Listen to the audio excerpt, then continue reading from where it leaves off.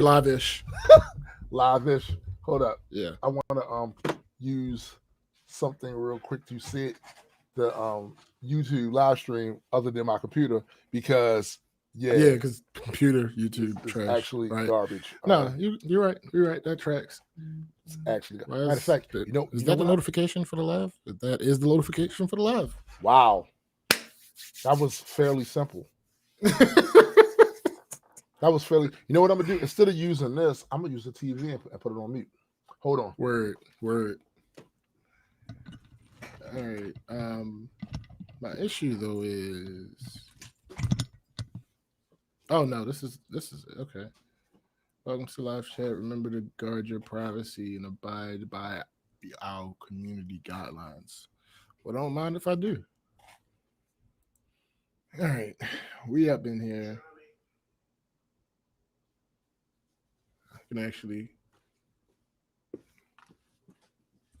keep this like this. I believe. Ebony. Share. Copy. All right, let me put this on the pages. Multi-World Entertainment on YouTube. Kaboom. All right, now let me. I wonder if YouTube's about to redeem itself in our eyes right now. A little bit. Well, I'm fairly certain. I did a test earlier, Mm-hmm. And I streamed for about an hour or so, Mm-hmm. and no issues No to issues, speak huh? of. Yeah. And my Sparkle cam has been going since like Oh, it looks amazing. 8. Yo, I'm looking at it on the TV screen. Word. You look. My Sparkle cam has been streaming. No, you're not. Has been were just standing still. Oh, for how long? Yeah, I was just standing still since like 8. What? Yeah, I've been. Yeah. Yo, you play a lot of games. I mean, listen, I forgot to turn it off. Is what happened. Oh, okay. When I did the test stream, it froze a couple times. I made a couple changes. Right. And then since the last time I made the changes, it's been up. It's been gravy. Okay. Yeah. Okay. And my cousin came to give me a shape up, and when he came, I forgot to turn the camera off. Right. But yeah, it's been up since 8. It's 11 now. Crazy. So, we look like we know what we're doing. Create posts. I mean, a little bit. Yo, you know what? Now that I look at it, that's why Calvin called me.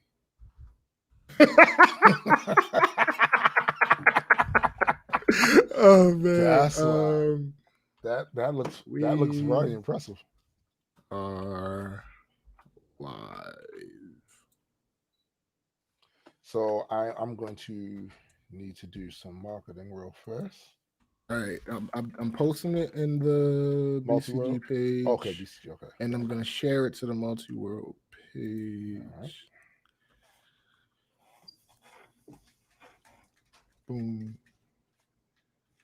Facebookity. All right, that's posted. Now, for some reason, because this damn new Facebook interface is stupid, I have to refresh before I can share it. Yeah, it's. I can't post it and then share it. No, I gotta post it, then refresh, then share absurd, it. I didn't even get the notification. All right, it's posted in the BCG. Now I'm about to share it to Multi-World. And oh wait, let me.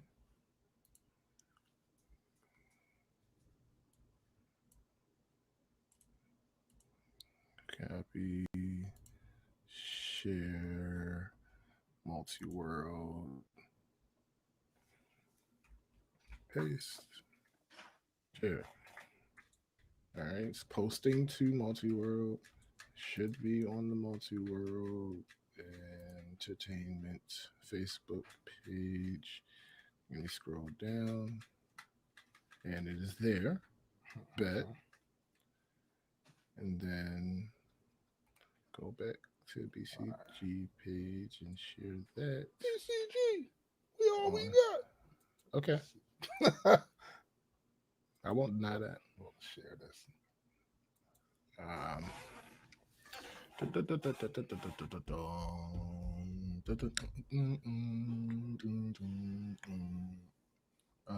me see. I will. Oh yeah, I gotta change it to myself and then share it because Facebook is dumb sometimes. Mm-hmm. All right, paste, post. All right, I've done the sharing and stuff. All right, I'm doing it now.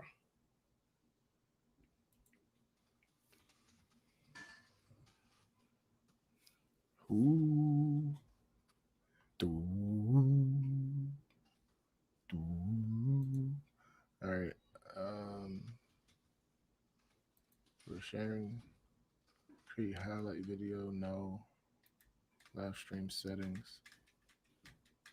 Video contains paid promotion. No, it does not. Live chat. Enable live chat. Allow live chat. No, we got to figure out too What up? how they got the merchandise thing underneath. Absolutely. Yeah, that's Because I'm necessary. fairly certain Calvin's going to want to do that as well with them Rise Yeah. t-shirts and Javante's t-shirts and all of that. We gotta get on that. Word. All right. We got. According to Facebook, according to YouTube, we have an excellent connection. So, That yeah. I'm interested in seeing how this goes. Absolutely. You know, because I've heard my fair share of complaints about the YouTube thing, and Yeah. Yeah. I want to see just how valid it is, at least for us. You know, Right. I'm sure everyone has a different experience, Oh, so yeah. I can't necessarily say that they're the problem, but it's possible that they're the problem. Yeah. It is possible, especially like I would never rule out I would user never rule error. out user error. You know what I'm saying? But I always try to be a little more forgiving because I remember our first forays, and Oh yeah. you know, Absolutely. so some stuff was us, absolutely. We had the problems. You know, and I look at how we have things now, and I don't take it for granted because I remember.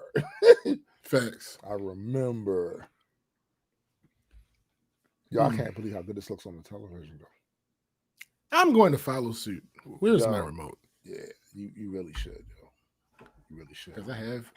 I think I forgot to put that on the budget too. A 40-inch TV screen. I'll talk to him. I'll talk to him. Because I got a TV in the studio because right. this TV was dying, so I bought a new one, and now it hasn't died. So right. So there you go. I mean, there you go. Talk about fortuitous. Right. I mean, unnecessary because I don't watch TV in here, but whatever. I mean, it could be gratuitous. It doesn't matter. Like I'm thinking the same thing with a lot with the for this new project. Like yeah. The aesthetic matters. Again, Absolutely. Yo, we trick that room out. Mm. The pictures are going to be dope, Mm-hmm. and you use that to sell the show. You know what I'm saying? So, hell fucking yeah. I think my fire stick is unplugged. Hold up. Wait, do I have to? Yeah, I do. Hold up.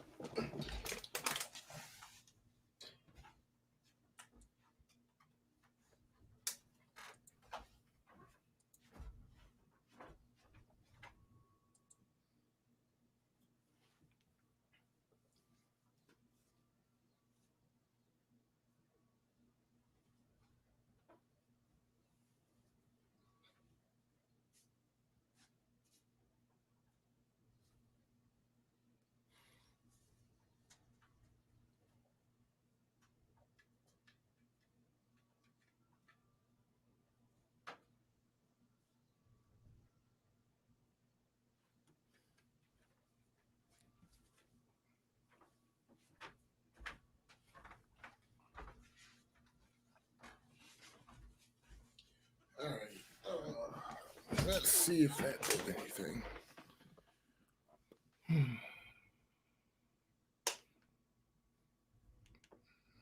No, I don't know what the issue is, and it's not that important right now. Yeah.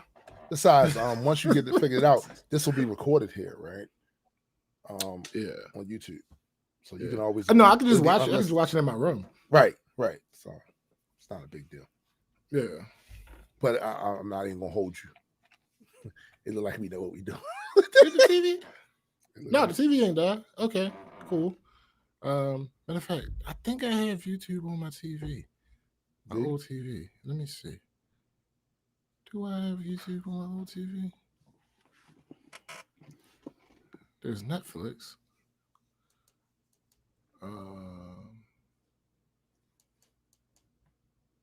If there's Netflix, it would stand a reason that YouTube may be available.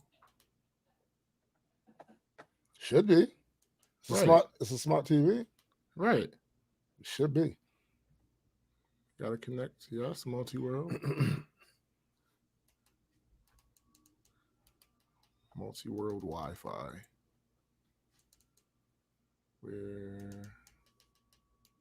Okay. Yeah, I gotta freaking connect to the Wi-Fi because this computer. Wait, why is this computer not connected to the internet? Yeah, I'm real. Oh, because the Fire Stick was connected to the internet, right? Oh, yeah, that makes sense. So the TV itself didn't have to be connected. All this stuff is confusing because it happened so long ago, and my new TV is just a Fire TV. Right. So I didn't have to do all this. I had to do all of that. Mm-hmm. All right. So we got that. Connecting the selected access point. It is connected.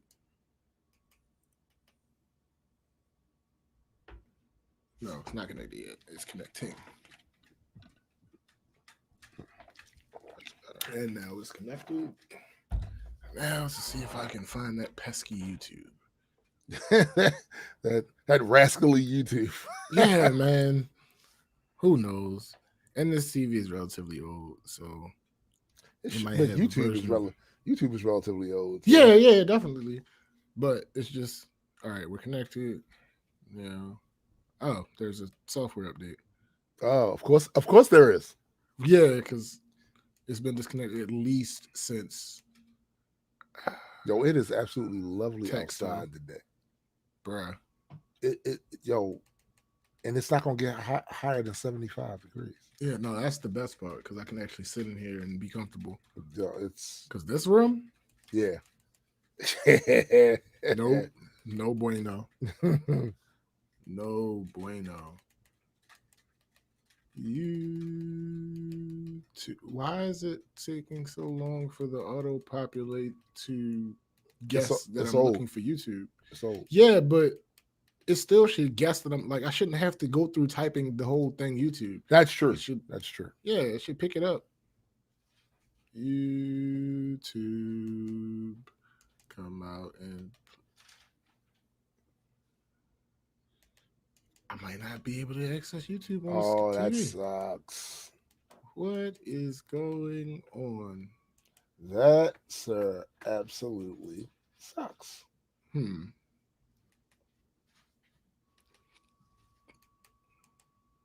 There's no way. I find that very hard to believe. All right, let me go back and Voodoo. I have Voodoo. Oh, did you ever watch the show Deadliest Warrior? Yes. Okay, never mind then. Used to watch it all the time. They just ran out. They ran out of ideas and shit. Yeah, basically. They ran out of. I just found that part out. I didn't realize that's why they stopped. Yeah, that's right. I mean, because the last one was like zombies versus vampires. Yeah, it's like, come on, guys. They was jumping the shark, and the thing was, so everything you've ever known, every example you've ever been exposed to, has been on one planet. So eventually you're gonna run out of shit. Yeah, absolutely. You're gonna run out of shit. even though I'm fairly certain, I ain't gonna say certain, but I'm pretty sure that they could have found some other things. Oh, probably so, but I guess maybe don't the think ratings were zombies going and down. vampire, yeah, Because I don't think zombies and vampires was like, yeah, we've exhausted every app. No, I don't think. Right. I don't think that's what happened. I think the showrunner or some of the producers was like, look, y'all, if we're at the point where we're doing zombies and vampires, yeah, it might be time to wrap it up. It's time to wrap it up. Although, had it been me, but again, everybody has different motivations. Yeah, we just started with that. Once that would have gone, we just went into like more fictional, like characters from stories and shit, like we comic books, sci-fi. Yeah. We did. Yo, listen, fuck it. Yeah, You know what I'm saying? Yes. Like, and if the ratings supported us to continue to do it, I would have kept it move. going. I would have kept it going. But the problem is, so much of the theming of the show was wrapped around things that could actually be. Yeah, You know what I'm saying? Like very reality based. Very reality based. And since you kind of sunk your feet into that, it's kind of difficult to then go to the super fictional shit, you know. All right. Crap. It's not happening for you. So I went to the web browser because I'm like, maybe I can just type in youtube.com. Nope. Went to the web browser. Please update your browser. Fuck. Nope. So you're telling me there's not a chance? No, there is no chance. There is no chance at all. I'm very upset about that. Yeah, I can imagine. Somebody. Okay. I can't see any comments. Somebody. Oh, Marissa, what up, sis? What up, sis? God, man. Marissa, yesterday was a good day. Oh, man. Oh, yeah. Yesterday was a good day. Yesterday was enlightening. Yeah. That's the word I'll use. I wonder what's going on with my Fire Stick. I don't know. That's the real option. I mean, issue. So for those of you that are in the chat, welcome. We have not officially started yet. No, not yet. Not yet. We're still sorting some stuff out. But if YouTube continues to act like this, then this might have been a good move. Just saying.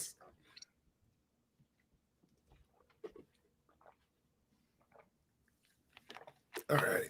Question I will have for all of you. I mean, I kind of already know the answer to it. Do you? Yeah, I'm pretty sure I do. Okay. How are we looking? I'm just saying. I'm looking at this on TV. I'm looking at it on TV, and it looks pretty damn good. Pretty damn. I mean, we've done the things. We've done the things. Right. Let me look at this one more time. What are you doing?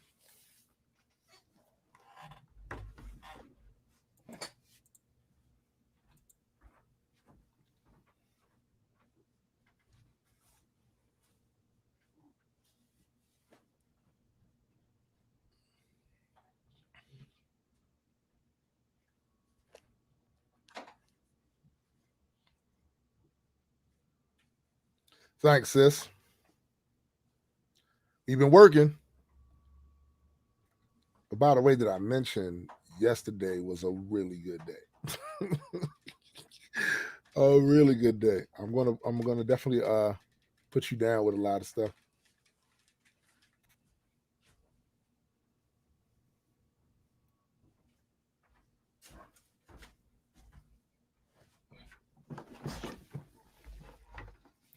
Ain't this about a bitch? What's wrong? Nothing. Oh. It's working. Oh, damn. At least it appears to be. Can you see? It's loading up. Oh, okay. I don't know. We have this delay right now because SBJ has TV envy. I told him because I wanted to see what it was looking like. I wouldn't say TV envy. I just want to look at what it looks like. So, I told him it looked like I'm looking at it on my television. Of course, with muted, and it looks really dope. Crisp. Super crisp. So I gotta experience that. Yeah. I'm feeling left out. This episode of Black Culture Geeks is brought to us by, by Deer Park Water. Or Envy. Either one. Either one. All right. Do you really have to type in the name of the channel? Like no, I'm subscribed. Oh, okay. So you should be able to just find it in your subscriptions. Yeah. Just gotta get to because the Fire Stick is cold booting, so it takes a little while for that to happen. Because I had to unplug the power source and disconnect it from the TV, then reconnect the power to the Fire Stick, then connect the Power Stick back. Yeah. Well, might as well get used to it because it's going to be even more intense at on the podcast station. Well, facts. You know, that's absolutely facts. And at some point, we will be training, the people how to do certain shit. But people know what they're doing. In the beginning, I would rather them not touch anything. In the beginning, I'm just saying.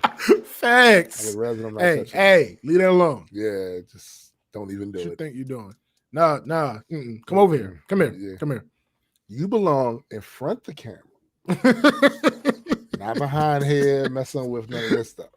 Facts. Really sensitive equipment right here. Chill. All right. I'm going to give this about 2 more minutes. Okay. It's taking forever, isn't it? Yeah, it's taking. I mean, this is not necessarily off brand.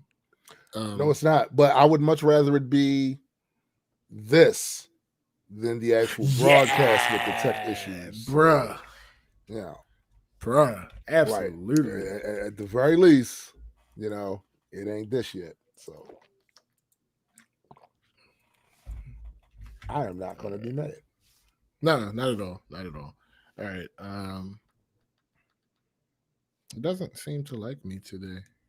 My Fire Stick. Probably because I don't use it. Like I said, I'd be on my Fire TV. So right. But I use Fire Stick when you're on Fire TV. Absolutely no reason. I mean, you can, like I said, this records, so you can go and watch this again on your TV. Yeah. I'm actually about to. Yeah, this is a dub. Maybe it'll load while we're recording, and possibly that is possible. Right. So it's showtime. Oh, ass. My bad. Might be. So, are you recording? Oh, I've been recording. Oh my dude! This time. See, he learns. Yo, shut up. All right, so I might as well just jump right into the intro. I mean, let me make sure I got my doc. I'm pretty certain that I do. Got my doc. All right, let's do it. Welcome everyone to the Black Culture Geeks podcast. This is my man SPJ. And I am Tombstone the Dead Man, and we are just a couple of geeks talking about pop culture from a black perspective. Facts indeed. Now, I would start off by saying it has been a crazy week, but at this point, that would be redundant. Every week is going to kind of be crazy, I feel, for the next year. Simply because of the shit that's happening in the world, and simultaneously at the same time, the stuff that happens to us personally, right? So I'm just gonna put this out there. This will be the first place most of you will hear this. Multi-World Entertainment, which is the overall company that is giving you Black Culture Geeks, got a serious glow up the other day. We're working on a podcast station for the coach of Javante Davis That's right. Your WBA lightweight champion. I've known him for years, and he saw this show and hit me up and said, "We got to work." Mm-hmm. And the scope of what he wants to do is so massive that we had a meeting yesterday, and for most of the meeting, me, SBJ, and my wife, our jaws was on the floor talking about the plans that he has. It's going to be crazy. It's going to be fire. So you will, from time to time, once that is up and running, see us promote some of that here on the show. And those of you that go check that out, you'll see them promoting some of our stuff on there. This has the potential. What's up, Taylor? This has the potential to completely alter everything we've done and enhance it. Yeah. Just even from funneling like new viewership, because they have a lot of people watching them, and there's going to be sponsors involved. So I am, for all of you that joined us in this journey early on, we appreciate you mightily. And we are here to promise you that all of the things that are to come will be for the benefit of the show, and any future content that we do going forward. It's going to get crazy, and we are happy to bring all of you along with us. Oh, more than happy. Yeah.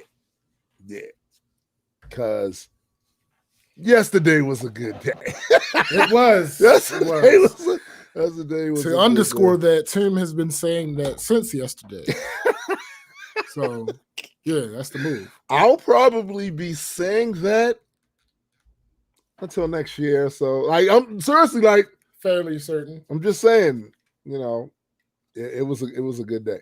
It definitely was a good day. Absolutely, it was. Meanwhile, I think I think I understand what happened. I think that it might not necessarily have been the Fire Stick. I think the batteries in my remote are dead. So you don't have the juice? Basically. Damn, Pac. I mean, you got the juice now. No,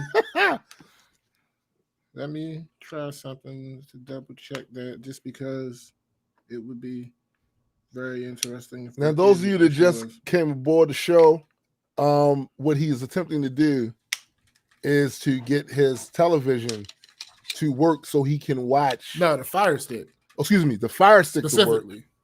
To work, so he can watch. I think it's what we're doing right now on the screen, and see the awesomeness of it. I gotta listen. We don't toot our horn that often, but I gotta say, I'm in my mind, I'm thinking about how things were originally. Talk about it. And how we still persevered, put the content out. Indeed. And speaking of that, so my latest episode of the Legacy series, I talk about getting your tools up. Absolutely. And I talk about not waiting until you have everything your little heart would desire to get started. Start with what you have, and then build towards. You know what I mean? Because if you just wait until you have everything, it didn't work. It didn't work, did it? No, that's exactly what it is. I'm using my phone. I'm using my phone as the remote now, and that's exactly what it was. The remote is so now it's working. Yeah, that's exactly what it was. That's funny. But yeah, if you wait until you have, if you try to wait until you have everything you think you want and need, that's a good way to not ever get started. Because it's always going to be new stuff, new equipment, new software, always to be able to improve what you're doing.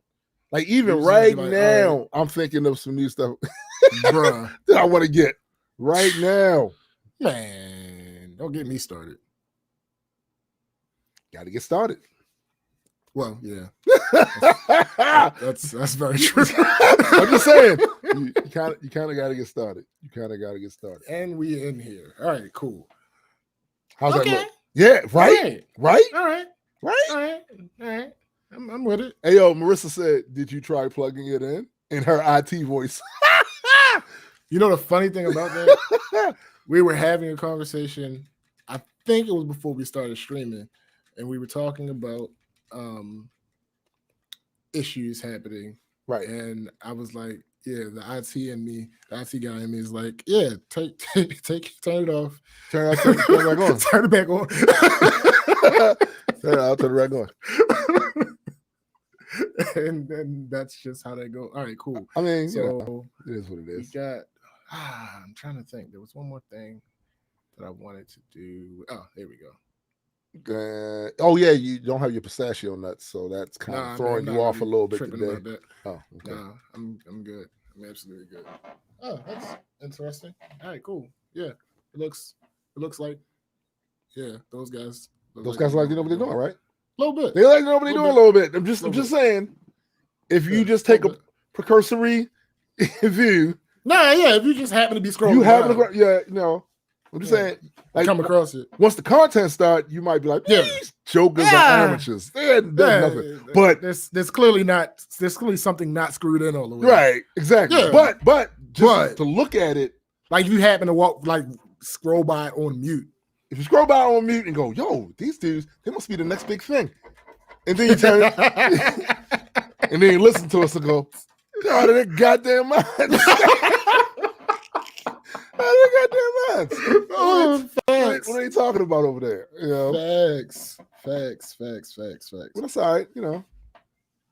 So we're on YouTube now. The YouTubes now. And we are on YouTube for what reason are we on YouTube? Because Zuck sucks. Zuck sucks. Yeah, basically. Well, really what happened is Zuckerberg and his gang happened to commit a series of grievances immediately in like a very short amount of time. So I didn't talk about one of them last week. I meant to. Right. So basically, I put out a little freestyle verse. What did I call it? Oh, so much to say. Wait, something like that. I can't remember the exact name of it. Right. It's on my YouTube page. The link is on the Multiworld page, I believe. Yeah. So I put that out on. I uploaded to YouTube first, and then I went to upload it to my page on Facebook, my Everything by SBJ page. Right.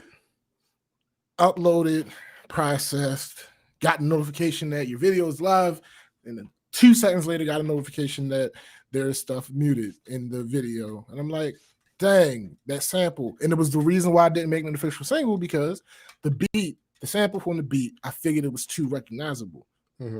So I go to play it back. That's not what's muted. Right. What's muted is the words of Martin Luther King Jr., which should be like in public domain now. So it was a news interview. It wasn't even a speech. It was just a news interview. So I'm like, all right, cool. I'll just delete it and just share the link. Right. So I did that, deleted it, shared the link. And in the caption for the link, I said, I tried to put this up here. Facebook muted it because of the MLK speech. Right. Went to go promote it, and it's like, oh, no, you can't promote this because of political views and stuff. I'm like, the fuck? All right. It's just the craziest shit ever. Yeah. So I deleted that, and I'm like, I've talked shit about Facebook before, so it's probably not that. It's probably the MLK part. So I took that part out of the caption. Facebook really doesn't want you guys to see this. Blah, blah, blah. Here, posted it. Went to promote it. Wouldn't let me promote it. Didn't give me a reason why. So the part that I didn't talk about is it's real common now, right now, for people to screenshot people who say racist shit. Right. And so people can get them up out of here. So one of them, Kristen, happened to share one of them, and I went to the lady's page, that post, and numerous things that she said were either blatantly racist or she was like threatening people. Like she said shit like something to the effect of, yeah, I'm a racist now. Ding, ding, ding, ding. Like clearly she said it. The words that she said something else to the effect of, I'm gonna raise my kids to shoot. I'm gonna raise my kids, train them on how to use guns, and because of what's been happening, I'm gonna show them who to shoot and who not to shoot. Talking about black people, right? And I'm like, all right. So I reported these couple of comments individually, and each of them, Facebook was like, nah, this doesn't violate. No, that's cool. We go with that. We go with that. Okay. We go with that. All right. And then on top of that, there were several issues with the stream on the Facebook page, all of which were not Facebook's fault. Right. But because of everything else that had been happening, it just added on. Right. It just added on. Right. You just lump it all in together. And at that point, that was the straw that broke the camel's back. And I was like, nah, yo, we going to YouTube. You know what? Enough of that. Yeah. we going now, to YouTube. Here's the thing. We are by no means asserting that YouTube will be any better on these topics. No. We don't know yet. But I do know I've heard numerous complaints from other YouTubers about their stuff just not being, right on YouTube when they talk about certain topics. Yeah. So we will just have to wait and see how this goes. Well, see, here's the thing. The only issues I've heard as far as YouTube is monetization. And since we're not really we're not doing the monetization. We literally have 4 subscribers or so on this particular channel. So mind you guys, if you're listening, subscribe. But also that's where the Patreon comes in. Yeah. And we'll be pushing that at some point, probably next week, maybe. Yeah. Whatever. We'll be pushing that at some point. Right. But right now, this one was just to make sure that we can do this. Make sure that this is and make sure, that it's viable. Now, I know some of you might be thinking, well, people stream on YouTube all the time. Yes, they do. But it's with varying degrees of success. Right. So you have some people that never have problems streaming on YouTube. The other people that seem to have problems every show, every stream or whatever, there's something going on. So we didn't know whether or not that was the case until we actually did it. We're kind of those type of people that we actually need to do the experiment. To see what the results are. I need to be involved, goddamn it. Yeah, so far so good. I've done a couple test streams like within the last month or so, and a couple of them didn't go well. See. So like I wasn't sure. I was not sure. But I don't think that was. I think that was just YouTube was having issues at those moments. Probably so. I really think that's what that was. Probably so. Because some of those was like on that day where YouTube went down. Like it was that type stuff. So, the question I do have for people that's watching, because I discovered the other day that SBJ is having the same issues. Are you guys having problems with YouTube on your computer? On your computer, not on your phones or your tablets or whatever. On your computer, are you having problems with the buffering, with it becoming unresponsive? Because I have for like almost 2 months. See, mine hasn't lasted that long. That's the crazy thing. Because I only started to find this issue because since I've started gaming again, what I do is I'll have a YouTube queue running on one screen, and I'll have the game on the other screen. Right. So for a vast majority of the time since I started gaming again, that's been fine. But recently, I will start my queue and I'll go to my game and I'm playing my game, and then I'm listening, and every now and then I hear it stop. Right. And I look over and it's buffering, and I'm like, all right. And then I have to switch back over to YouTube, close the tab that's running, restore the tape. Like it's annoying. It's annoying. Let me read this comment from Taylor. He poses the question, heavier algorithms depending on different aptitudes, maybe. I'm sure. Yeah, I mean, I'm fairly certain, actually. Yeah. I think like with anything else, everyone's not going to have the exact same experience on the platform. It depends on what their personal setup is. So, you know, we have near the same type of setup computer. Yeah. Pretty much everybody in multi-world does, with the no, me, you, and Addy. Yeah. Everybody else has a different setup everybody entirely. else has a different setup. Yeah. We're going to have to change that when we get some funds. Like, I feel I mean, Keith is decent. Keith has a gaming laptop. Yeah, he's good. But I mean, at a certain point, what I would like is for everyone to have similar workstations, right? So that we can kind of it'll make it easier to troubleshoot. Hopefully, absolutely. You know. So we'll see. That'll be dope. It will make my job so much easier. Facts. As IT guy. Exactly. Executively, my good man. Right. Because, dude, I just thought about it too. You're going to be all right. So here's the thing with this new project that we're doing with Rise Inc. There's a lot of components to it, and some of those components are going to be involving, you know, giving kids voices, the people that live in these areas that don't have voices, giving them voices, right? Yeah. Also, there's a training component of this too, because some of the kids, you know what I mean, some of the people that live, they don't have necessarily to be kids. They want to come in and learn how to do certain things that they can take those skills and improve their life with. Right. Some of those things might be IT related. You know what I'm saying? I'm just saying. It might be, because tech ain't going nowhere. The only scenario in which tech goes somewhere you don't want to live in that scenario, that's a return to the dark ages. Yeah, facts. And that could very well take place if we get hit by a giant rock, you know what I'm saying, or a solar flare. Yeah, we don't want to. We don't want to live in that future, right? That's not really trying to go back to that if we can have it. Or we nuke ourselves into oblivion like that. Yeah. And then we'd have more to worry about than technology now. Yeah, I would think so.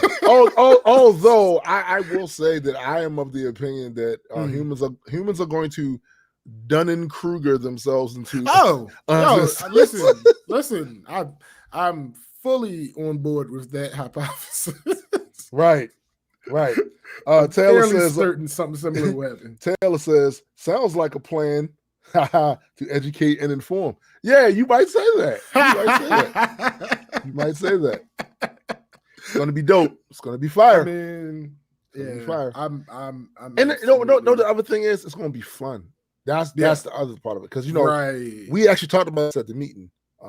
When Calvin so eloquently put, you're doing something you enjoy, you love to do, this shit doesn't feel like work. Not at all. It doesn't. You know what I'm saying? It doesn't. Right? This is gonna be, we're gonna have a good time with this. The goodest of times. Yes, I said it. Did you say the goodest? I said the goodest of times. It's absolutely what I said. And I'm not taking it back. Right. Right. So anyway, we got some stories. We're gonna get some topics we're gonna get into. Yes, we do. Like I said, everything is crazy right now. So usually the type of topics that we usually go in are a mixture of the super fun pop culture stuff and serious stuff. But it's been a lot of serious stuff happening. So that's why you'll see the nature of the content on the channel, on this show, kind of drift into that direction. It is what it is. And we like I said 2 episodes ago, because last episode absolutely not. But right. Like I said 2 episodes ago, we at the end of the day, one of our responsibilities that we've placed upon ourselves is to be a distraction. Right. So as much as I can implement that into how the show goes, I definitely will. Trust me on that one. It's just that we cannot ignore a bunch of this stuff. Again, we make very few promises. One of them is to be a distraction. One of them is to be black. One of them is to talk about culture, and one of them is to be geeks about such. Right. So let's get into this first story and talk about our old friend Terry. Once again, we're on the Terry Crews cruise. Disgusting. And you know, I don't know, man. He just continues to say things that will get him dragged. Now I find it funny, right? Some people might still have certain fond feelings about Terry Crews, and that's fine. Well, I'm gonna get into why, but continue what you're saying. Yeah, that's fine, but your heroes have no power here. Absolutely none. So if they say something that we think they should be dog walked for, we gonna dog walk them. Oh, and that's Stomp just it. A mud hole in their ass and walk it dry, right? That's just it. That's just it. All right, so like I said, I found the answer to the questions not question, but to the idea you just espoused. And I'm in one of the groups that I'm in is titled, it's funny, "Hello Darkness, my old friend. The whites are at it once again." That's the title. That's the name of the group. It is basically a group calling out racists and that type bullshit. Right. Because like I said, all of it is not racist. It's just all of it is all the stuff that's being called out in this group is detrimental to the growth and prosperity of minorities in general, specifically Black people, especially in terms of the promotion of certain narratives. I think one of the things that I'm hoping comes out of all of this is a better understanding that narratives, once believed and ingrained, affect behavior. And so it's not like, oh, well, they just said some things. Well, here's the thing. If the things they are saying are detrimental, it's a detrimental narrative towards certain people, and then it gets amplified by people with platforms that are influencers. Yeah, people will act on what they believe to be true without question. It's just that simple. Since the dawn of man, beliefs inform actions. Period. End of discussion. Yeah. Hard stop. So one of the people shared a meme into the group, and the meme has the caption, "I'm not racist, I've got Black friends," and then it says "the friends," and there's a picture of Terry Crews, Candace Owens, Omarosa, and the Hodge twins. Now, I don't know who the Hodge twins are. I do. I used to follow them. I don't anymore. Okay. But the person who posted it was basically, it's one of those things where legitimately, and this group is not just Black people in this group. It's just white people. Right. Yeah. But I don't think this person was white. I just mentioned that for full disclosure. Right. So this person who posted it had the caption like, "Why Terry though?" And reading and going through these comments, there are a lot of people that just don't know. Honestly. Yeah. Like that's the thing. There are a lot of people that just don't know. So my comment was, my first comment, because I made two. It's a big group, so my first one was, Terry has a documented history of coonery. And absolutely. This one guy with an African name asked me, was I white? Okay. And the people, they came for him. They came. Oh, I know they did. I know they did. Like, "You're not white, are you?" I'm like, "What?" And then people, you could have checked that yourself. Right. Very simply, actually. Just so I don't know how many of you are new to Facebook, right? When you see someone post or comment, you have two options. Their name is bold. You can click on their name. Right. And then beside their name, on the left of it, there is a circle with their profile picture. Right. You can click on that as well. Either of those should basically send you to the profile of that person. Right. And when you go there, you can click on their profile picture again, and it will take you to the gallery of their profile pictures. Right. And when you're there, you can swipe to get to the other photos. It's very, very simple process. I know it might be novel to some people. And there are some people who have their pages, private and all that. So it might not be as easy in those cases. Right. That's granted. However, my page is public. Right. It would have been easy, very easy. And I understand asking this question because currently my profile picture is a black square. So I don't get him asking. Him asking still doesn't make sense. Right. But I get him not knowing. Right. Just off of looking at my comment. I get him not knowing. But again, easy fix. You click on the black square, you swipe once, and you see a picture of me. I mean, so, pretty much. I mean, not only that's just how that goes. But your cover photo is of the show promotional banner. Absolutely. Black culture. But okay. Right. It's not important. Right. Let's not bog this down with facts. So the other comment I made was just a little list because there were so many people that still weren't aware of these things. Right. So I said, Terry has been a piece of shit for a while now. Because this is why someone made a comment. People seem to kind of exaggerate with Terry unless there's something I'm unaware of.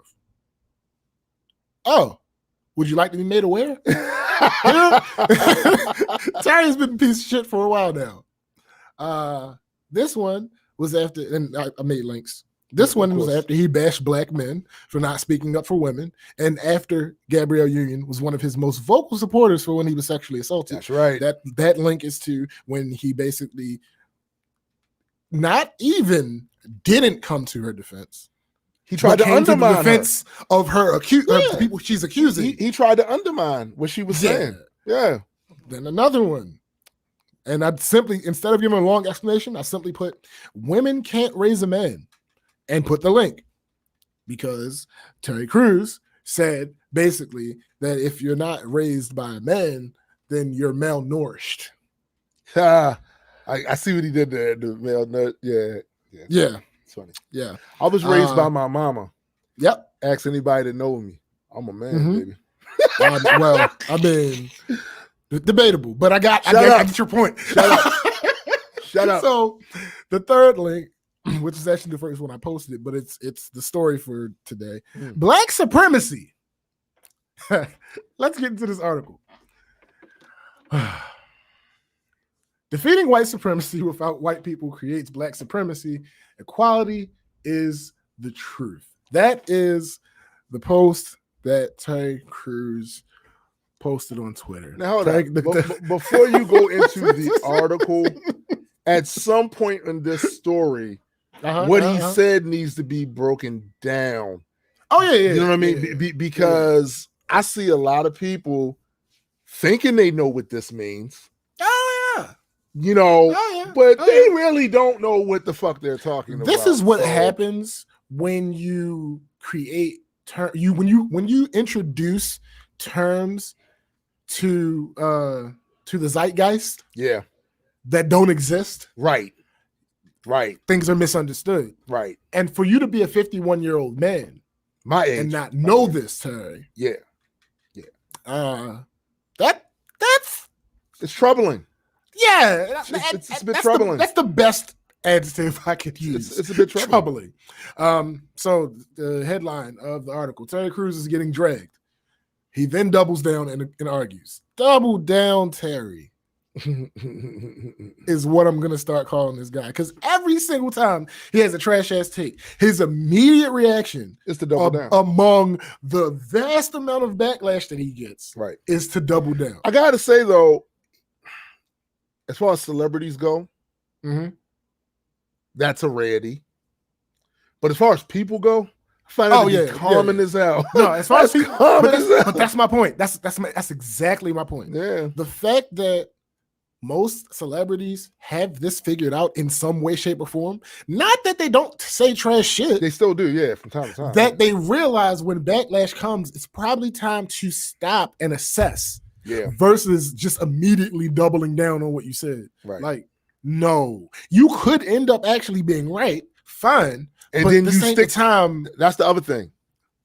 Take the time to see, now, is this trash? Am I trash for this? Right. If you do that and you honestly don't believe you are, yeah, stick to your guns. Absolutely. Stick to your guns. Like, Absolutely. no, because I'm gonna tell you something. Appeals to popularity is one of the most popular logical fallacies. Just because everybody believes something, that doesn't mean it's necessarily true. So if you do the work, and actually give it a fair assessment, research this, right, and thought about scenarios, right, then stick to your guns. You can stick to your guns. Right. But notice that's not really a double down. The double down is immediately going against any backlash. Yeah, that's not what we're saying. Reflex. The reflex. It's just a reflex. It's reactionary. Right. Right. No. When you get the backlash, you step back for a second and you analyze the situation. Right. Then if you feel like you're still right, then you come back and you like, all right, no, what I said is to be clear. To be clear, I said what I said. Right. To be clear, I said what I said. Like, absolutely. So this is how this. I'm about to start this article, and this is one of the reasons why we use this goddamn site so much. Sigh, man. Just I don't know. That's how the article starts. That's how the article starts. Terry Crews is getting all lives matter people riled up, and now they're calling black people black supremacists. Black people are trying to get Terry Crews to just shut up just one time, asking why he doesn't just flex his muscles and mind his business. After previously throwing Gabrielle Union and black women under the bus, he's now back with a vengeance with a term that's never used. Black supremacy. It's used. Then it's just not used often, and it's right. We're gonna get into why that's horseshit. Yeah, absolutely. It's horseshit. He then, like the last time he threw black women under the bus, started arguing with everyone and calling people black supremacists. Wow. So all right. There are several reactions to his post, which I'll read again for shits and giggles. Defeating white supremacy without white people creates black supremacy. Equality is the truth. Like it or not, we are all in this together. So somebody responded with the Obama meme, like the shrug. The Obama shrug. What are you? What is this guy talking about? And another comment, there are really some ignorant black people with platforms that depend on keeping white people comfortable, and it shows. Oh, yeah. Ouch. I'm just saying, like, I get it. You to say, I'm gonna hold on to that chestnut right there. Continue. All right. Continue. Black supremacy should not, does not, will not, and cannot exist. You could easily just speak up for the benefits of coexisting with white people, exactly, who use their privilege for good, without creating some ludicrous false equivalency between black self-love and systemic white oppression. Hashtag Black Lives Matter. And then the eye roll. Yeah, the eye roll meme. Yeah. Let me see another. All the acting you've done, how come you never act like somebody smart in real life? Another one. Sometimes it's okay to not say anything. Yeah. And it's a meme of Ice Cube. I seen niggas say some dumb shit, but this is special. Oh, God. Why is it that every black man I know with a white partner feels the need to both sides of this? Okay, here's another one. Quoting to her, defeating white supremacy without white people creates black supremacy. Response: how? In what way? How would this work? Can you explain how that would happen? Can you make a diagram of how this would work? If you read this sentence back to yourself out loud, does it sound logical? Oh, and we're going to break down the sentence. But first, before you go further, I want to point out the guy that actually posted this comment. This is Jay Smooth. Jay Smooth was he worked in radio and all of that. But in the early days of YouTube, he had some of the best introspective videos about shit that was happening socially in the culture. Okay. I mean, he would break shit down. He was able to do stuff in like 3 minutes with the jump cut thing. Like, he's the first one I personally was following all the time to hear his take on when shit happened in society. You know, let me hear Jay Smooth's take on it. Because he's been on several, I think he was on Bill Maher before, but I know he's been on several other little shows. So Jay Smooth is not a lightweight when it comes to discussing these particular topics. Word. Let me get Terry. So Terry tries to defend himself. Of course he does, because that's what you do. So someone says, Terry, with all due respect,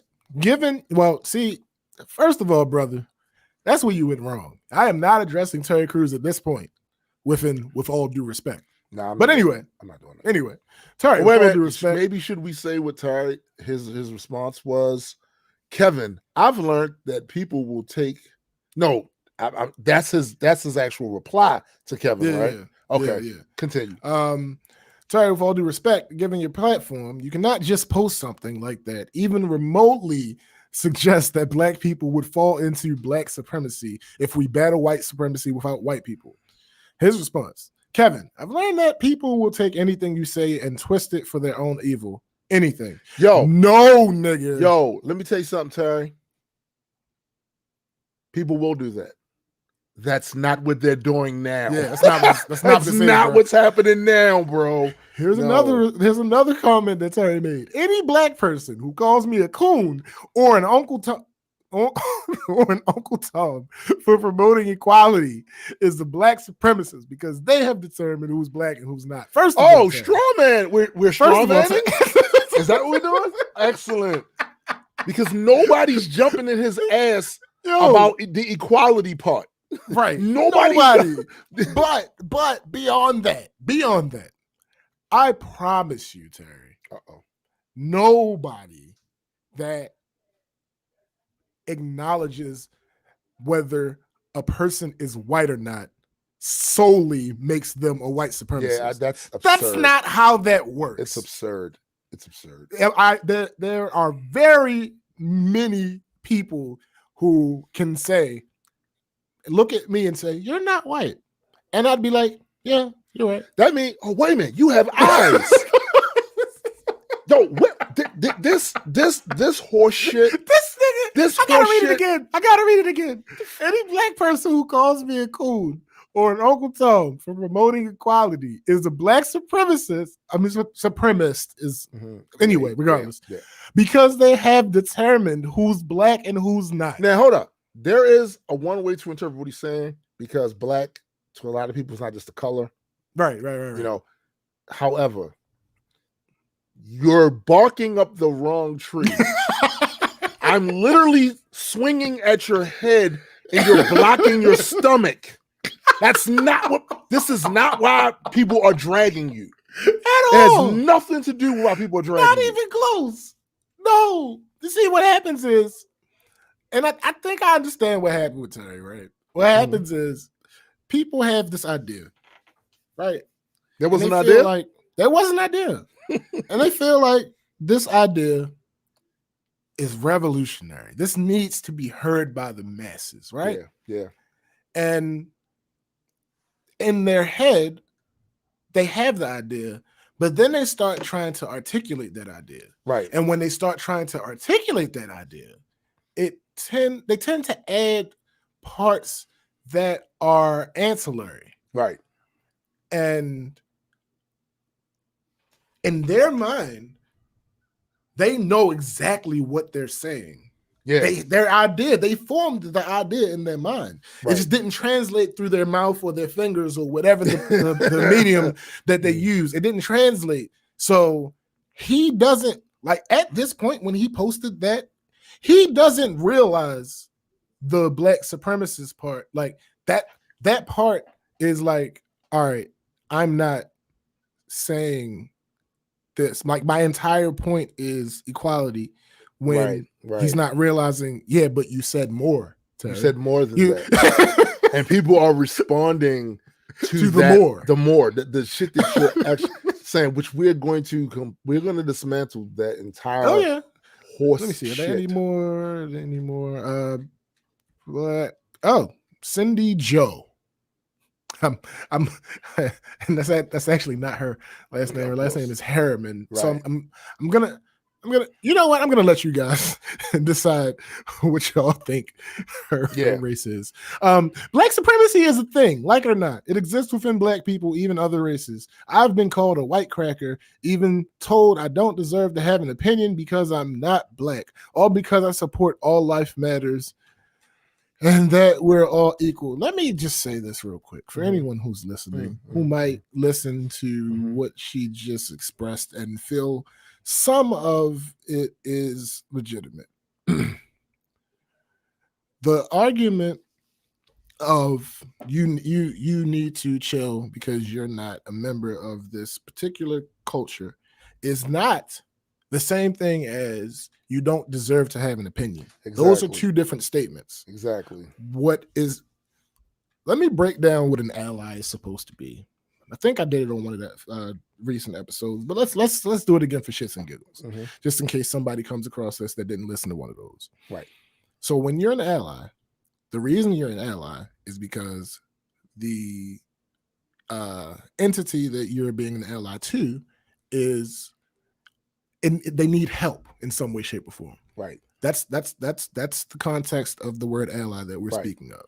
So what being an ally means is not looking at their problem, deciphering it through your lens, and deciding what should happen. That is not being an ally. That is not what that means. Right. Being an ally means the first step is listening.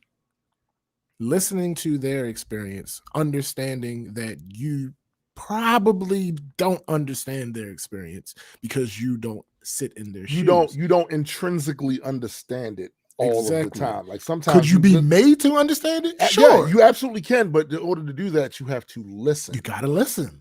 You have to listen. So jumping in with your opinion based on your lens before you had a chance to listen automatically disqualifies you from allyship. Right. Right. Now you can get that back if you decide to listen, sure. But no, continuing about I know the facts don't care about your feelings, and feelings don't care about your facts. Yeah. It's just that simple. There are facts that exist that are manipulated a certain way that have different meanings for different groups of people. Right. Facts. It's just how it goes. So being a white person, kind of, no, I'm sorry. I apologize. I was about to do something that I despise when people with platforms do. So I'm not going to do that. Being a white person means that you do not intrinsically have the experience that I have. Right. So you can do two things with that information. You can galvanize your position, which is going full a word that we don't say anymore because it's offensive to a certain group of people. Right. And you never go full a word that we don't use anymore because it offends a certain group of people. You never do that. Or you can decide, I don't have the same lens. Let me go ahead and listen to what this person is saying and try to understand where they're coming from with this.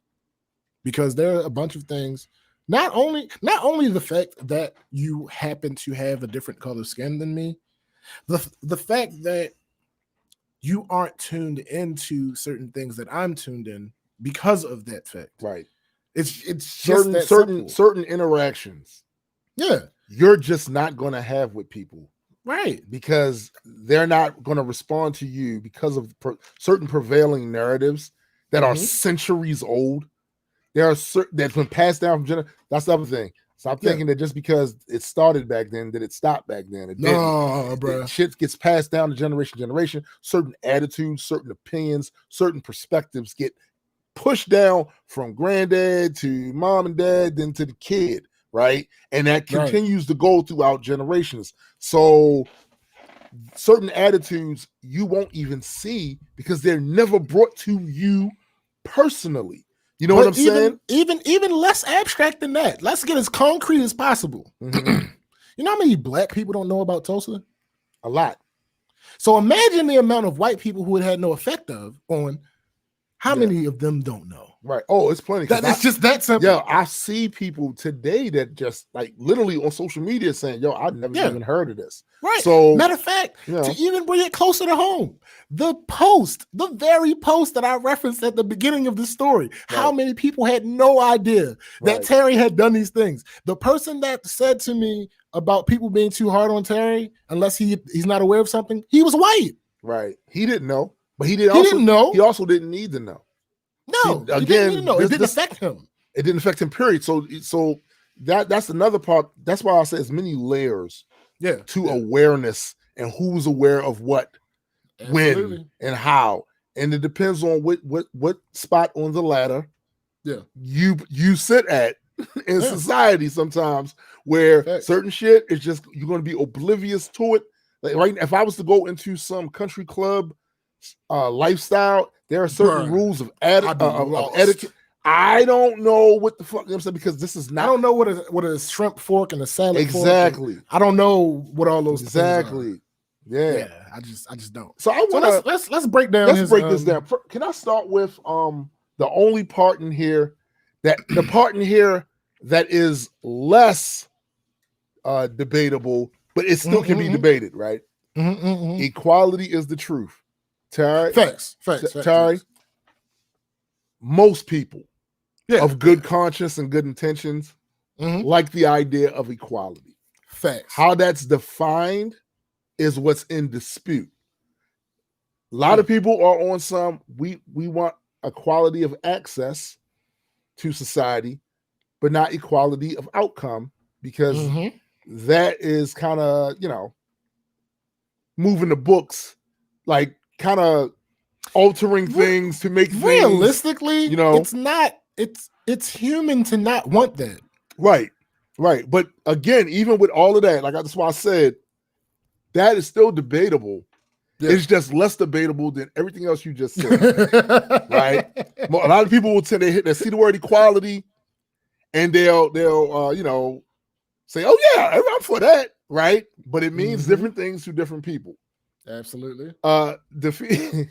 Defeating white supremacy without white people creates black supremacy.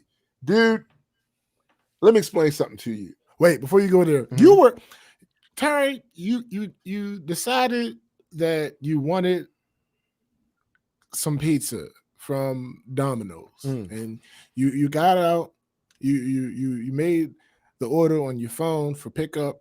You got out, you left your house, got into your car, you drove down the street, and you're driving towards the Domino's. You're on the right road. You're on the right road. And then once you said the word creates, there was a detour. Yeah. That popped up right in front of you. Yeah. You went all the way left. You took the wrong turn to Albuquerque. Bugs Bunny. Defeating white supremacy without white people, you're on the right track. Okay. Right. You're on the right track. Yo, you're literally on the right road. And then you got derailed. Yeah, with the creates. I gotta say, black supremacy is a thought experiment. Yeah, that's all it is. Because anyone that would use that phrase like it has any realm of reality obviously doesn't understand what white supremacy is. Clearly, you know what I'm saying? Because the level of things black people would have to do to create a true state of black supremacy. least among them being like multiply our population by dude. I mean, especially like in this country, in America, specifically, like the things that would have to, it's impossible. So basically what you have is a thought experiment. So what happens is you have people that on the far side, the bigoted blacks, right, who will say, things that you hear and you don't like, and it makes you feel bad and gets you angry. And you go, they're black supremacists. Nothing this guy actually said can do anything to you. Right. He literally has no power to do anything to you but sit there and spew that shit and piss you off. He has about the same amount of power in society as your heroes have here. Yo, exactly. He doesn't have systems in place to enact any of that. So it's just a thought experiment. It's him over there yelling to the clouds. It's just words and fifis. Again, if a dog howls at the moon, that's normal. If the doesn't bother the moon, right? If the moon howls back, there's an issue. There's a huge issue there. You know what I'm saying? And the other thing I just want to say too, I know people that reflexively ran to Terry Cruz's expense, right? Oh, of course. I mean, to his defense, right? Yeah. So I get why that's a thing. I do, for a lot of reasons, but one major reason is they'll say, man, it's just every time somebody has a differing opinion, people tend to jump on them because it's not the popular opinion. And to that I'll say, yeah, that's why it's not the popular opinion. It's not popular because the reason you're getting jumped on is because it's not a popular opinion. That's kind of how that works, right? That's exactly how that works. But also on the other side of that, there's also a segment of people that will run to the defense of something simply because it's not the popular opinion. Oh, yeah. Or simply because they will run to the defense of any statement that even remotely seems like it's criticizing black people. Yeah. I see you. Yeah. No, I see you. I think on a macro level, you have good intentions. But on a micro level, you're dangerous as fuck. Like, yeah, because it's not conducive to the goal. It's not conducive to the entire conversation, in my view, because when we start doing false equivalencies, basically, to me, that's another thing that leads into needless fear. Yeah. You know what I mean? And then when we operate off of things that really aren't going to hurt you, like when we start making policies, legislations, forming conversations and opinions based around things that affect you at all. They don't affect you at all and has nothing to do with you. And that's a lot of wasted energy that could be placed into things that could actually fuck you up. Yeah. You know what I'm saying? And black supremacy isn't one of them. Please believe. Listen, I grew up in Emerson Village in Baltimore City. Me too. They ain't no. Yeah, you did, as a matter of fact. Ain't no black supremacy happening over there. No, my God. It's just not there. It's just black people there. There ain't no black supremacy happening over there. Like, so that comment that I made on that post about and the funny thing is, a lot of people throughout my 2 comments were like, wow, did not notice about Terry. I'm upset. Yeah. That's the reaction I expect. Yeah. I get that because you might be a fan of his shit. I was before this trifecta, I was a fan of him. But after this, I'm like, nah, I can't. But anyway, the post that I made, the comment that I made with the links, some white guy, he's apologized for all these things, except for the black supremacy one, which was recent. Y'all got to give him a break. A few shitty opinions does not make him a piece of shit. Yo, okay, I'm glad you brought that up. Thank you. Thank you for bringing that up. I ain't got to give anybody shit. First of all, absolutely not. It's my prerogative. This idea that I have to do. Listen, I'm going to, just like everybody else on the planet, I'm going to interpret the things that I read, that I see, that I hear other people say in the way that I'm going to interpret it. And I'm going to react to it much in the way that I'm going to react to it. You are not the boss of me. Yeah. To sit here and tell me how I'm supposed to react to some shit, especially since if I'm reacting to things based off of knowledge you didn't know before. Yeah. So you coming at me with the whole, why can't you just be nice about the situation? Because when you don't even have prior knowledge of the other things that is actually like, that has me in this position, that has me thinking this way about this motherfucker. Shut up. But even beyond all that, I mean, even simpler than that. What you eat don't make me shit. Right. You forgiving this phony ass apology is largely on you, my guy. Yeah. Like, yeah. It doesn't affect me. Like, I'm. Well, here's my response was no. Right. You don't get to double down and then only apologize when the backlash reaches a certain level. Facts. Then come back with another related shitty opinion a couple months later. Right. All of this happened within the past year. These 3 stories, all of those happened within about, I'd like to say, 390 days or so. Right. This is not, this, as you always said, this is not a bug. This is a feature. This is Terry Crews. Like, you don't. I'm sorry. Patterns show your true colors, not PR apologies. Yeah, and also, like, these apologies are getting lame. Yeah. Like I don't care. Oh, that's what I meant to say. Apologies, right? So I had this issue with my ex. I've always had a problem with people who feel like an apology is supposed to fix everything. Right.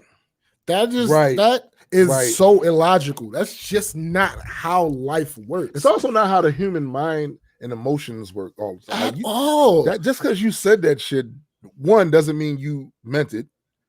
Yeah. Two, doesn't mean that makes that person feel any better. So they're still going to cop an attitude with you if that's not enough for them. Yo, certain things, every action has an equal and opposite reaction.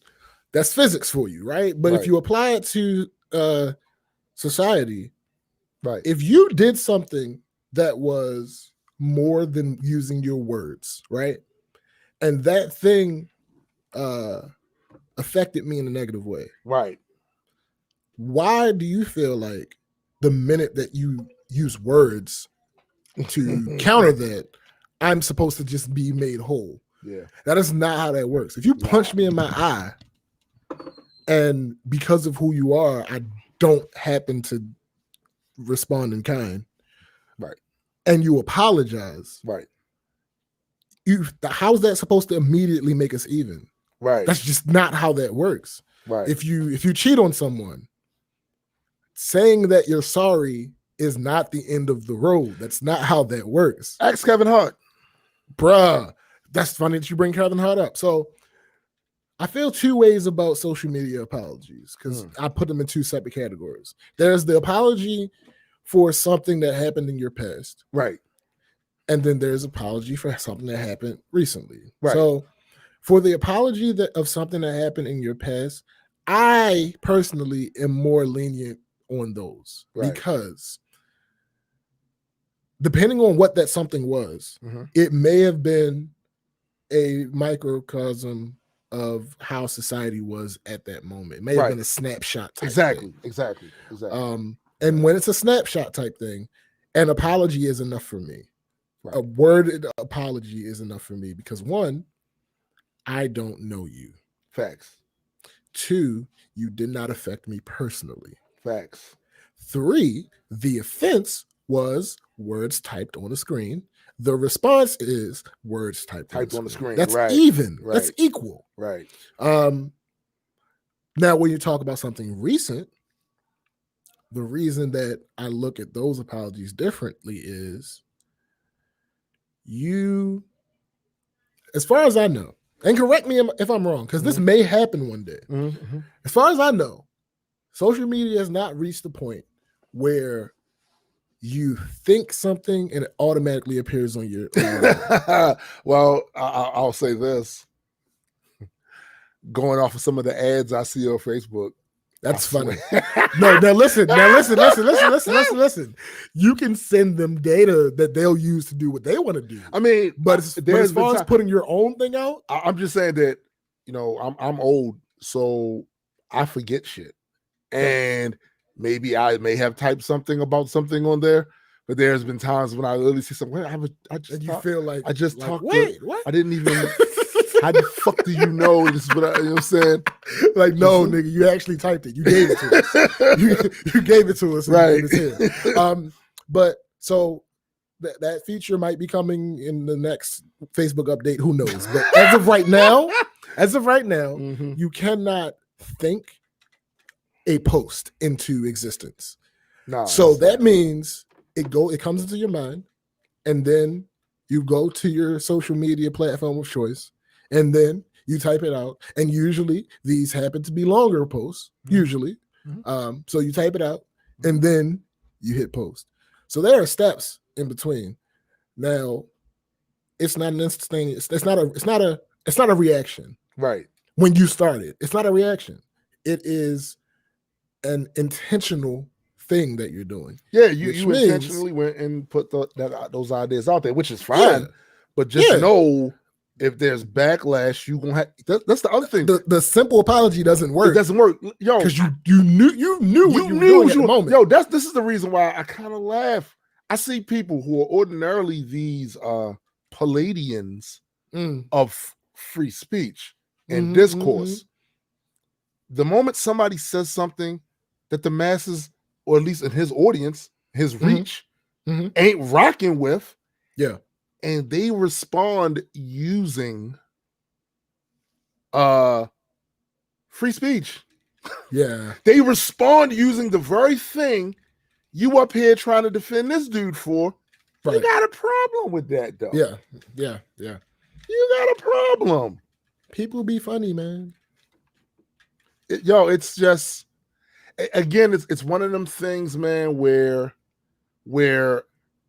you can definitely see that. First of all, everybody has a tinge of hypocrisy. Everybody. Oh, yes. Everybody. Oh, to be human is to be a hypocrite. It's to be a hypocrite. That's part of human nature. But my issue is when it's so blaring. Yeah. You know, like that's my problem. Like you can't get like mad. What's that lady name? I don't know her name. Not important. Dave Chappelle actually brought her name up, but I can't remember. Oh, I can't. I don't know who she is. When LeBron James and Kevin Durant were talking about political opinions, her response was Laura shut Ingraham. up and dribble. Yeah. Laura Ingraham. Yeah. Her response was shut up and dribble. Right. When Drew Brees talked about political issues, her response was, well, he's a human. So he can't have an opinion. There's something about the glaring hypocrisy. And like this, it's the same with Kanye. You ain't telling him to shut up and rap. The moment he expressed a viewpoint that seemed to side with yours, now the energy shifts. Yeah. So I'm saying, he's a human. Now he's human. He has a right to speak. But before that, if he says anything you disagree with, you're going to say, shut up and rap, shut up and dribble, shut up and throw a ball, like whatever, you know. And again, just these glaring moments of hypocrisy that need to be called out. And look, you just said, and especially when you have a platform, that regular average person, man, they're going to have relationships that people that's going to call them out on a private. Like, yo, didn't you just say right? Yeah, I'm like, yo, bullshit. Last week you just said right. But somebody with a massive platform, this to me is also like one of the biggest issues we have here of people conflating things that aren't the same thing, right? It's the same as when they say, well, wait a minute, black people kill black people. So why are y'all only talking about when cops kill black people? So you don't see the difference between an agent of the state given authority by the state to only do one thing. To arrest you if you fucking up. Yeah. Not to judge you as guilty and someone that's already a fucking criminal. You don't see the difference between. So again. You know why? I think this is my joke for the day. Because there is no difference. Both of them are criminals. Boom. Hey, yo. Yes, they actually are. It's just the society knows one is a criminal, and a lot of society don't want to acknowledge the other one as a criminal. But it is what it is. But that's the whole overall point about hypocrisy is that. Yeah. You know what I'm saying? Like your energy be shifting. And look, that's it. We not saying we any better than anybody else. No, we're trash with that too. The difference between us and you is that when we're called on it, we acknowledge, oh, you know what? You're right. Yeah. just like I always talk about love and hate not being opposites. They exist on the same spectrum. Well, before hold that thought. I want to read something Terry said. The police state took the blow in this movement, going down history books. Yeah. We'll see. I hope that's true. That would be great. Yeah, I hope that's true. That would be absolutely great. The thing that I worry about is that people have the attention span of a goldfish. Yeah, and the American society has even like less that. So it might not make it to the history books. Right. Like I'm concerned that energy won't keep up. So I feel like whatever changes we're going to get to make because of it, we need to do it now. Yeah. Canonize it now. And to people's credit, there have been changes. Oh yeah, absolutely. Legislatures all over the country have been, actually one of the stories is about one of them. But love and hate, same spectrum. I look at nuance and hypocrisy as the same thing. They are on the same spectrum. Because there are several takes that someone may have that don't fit in with the things that they say otherwise. It's not a direct contradiction. Right. It just doesn't fit in with the group of things that you would assume that somebody with one of those takes would have. Right. No, there's nuance involved. We are not monoliths. As try as we might, we are not monoliths as human beings. It's just not how that works. We all have different opinions on different things, even things that somebody else might agree with on one topic. On a different topic, we're going to have a disagreement. It's just how that works. Right. Just what it is. Exactly. Terry, to borrow a phrase from the sometimes great, sometimes horrible Charlemagne the God. That's a good description. Shut the fuck up forever. Yeah. Also, Terry, listen, you're not canceled, bro. Every time I can't cancel. Every time you say some bullshit, you'll be on our show. Absolutely. You know, the last thing I watched with Terry Crews in it was Sorry to Bother You, but he's not he's not like a star. And I forgot that he was even in it. Only reason I watched it because of Lakeith Stanfield. Right. So yeah. Outside of that, I don't remember the last time I've watched anything with Terry Crews. Training Day. No, I'm sorry, that's not true. He is not even White Chicks. Come on, think about this for a second. Is he really one of the guys that when you see that he's in something, you go, "Oh shit, I gotta watch this"? Well, no, he's not a movie star. Right. So I mean, come on. There was this one movie that somebody executive produced. It went straight to Netflix. John Ryan. Was it John Ryan? I can't remember, but Ludacris is in it and Terry Crews is in it apparently. And everybody was like, yo, this is terrible. I'm like, oh no. Oh man. I would have never watched it anyway, because again, did Terry direct it? Obama Shrek. Something. He did something. Obama Shrek. Right. Yeah, pretty much. Pretty much. No, you're right. You're right. Yeah. All right. So moving on.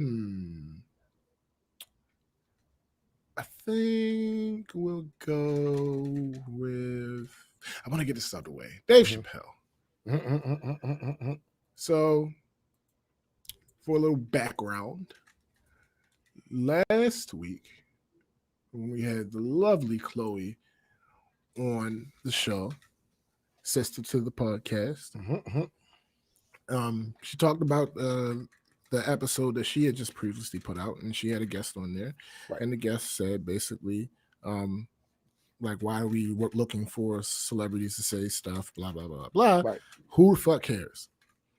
And my response was, that's probably how it should be, but people care.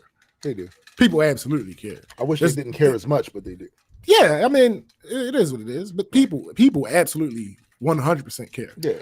Because people are star fuckers. I said it.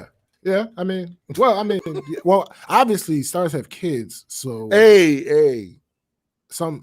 Okay, whatever. The point that I'm making is one David Chappelle dropped a surprise. I didn't realize that it was a Netflix special. Yeah, it was a Netflix. Yeah. Dropped a surprise Netflix special called 846.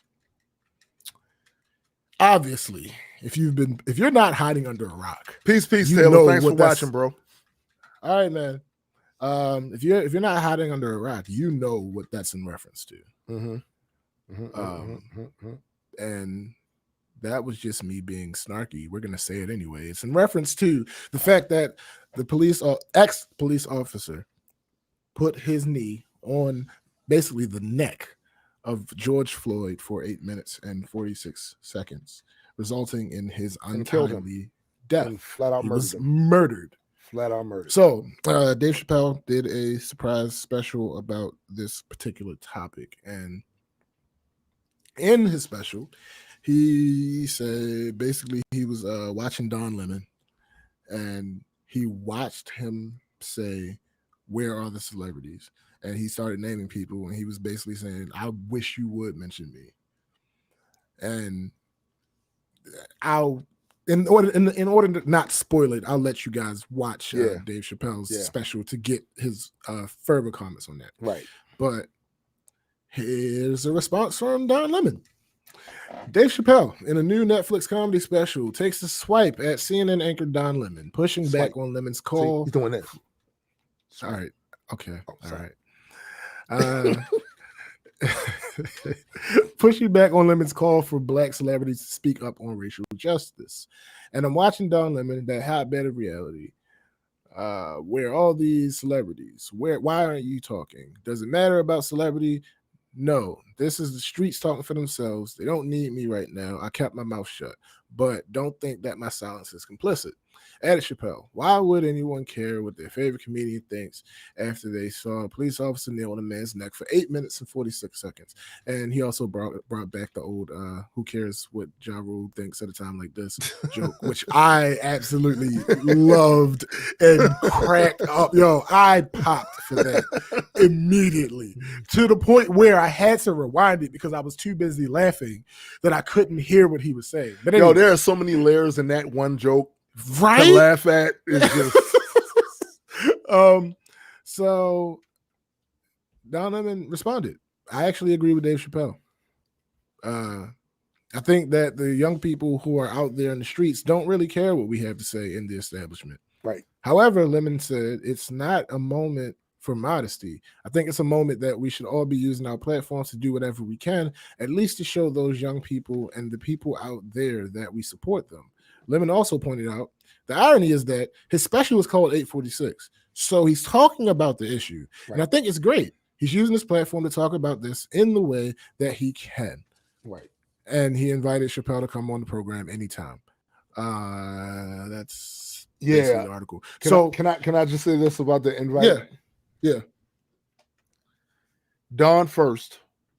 Thank you for a very mature response. Absolutely. Absolutely. But second, you're not fooling us. Of course you would invite Dave Chappelle. Of course. Yeah, without question. So that wasn't being magnanimous. No, I mean, you're not going to deny a Dave Chappelle from coming on your show. Yeah. Especially when he didn't really say anything bad about you. No, he didn't. But even if he did, you still would have invited him to the show because it's Dave Chappelle. Yeah, it's Dave Chappelle. Cornelius Chappelle. Well, okay, maybe his middle name's not Cornelius. All right. But it's Dave Chappelle. Yeah. So I felt like that bit of reality needed to come on.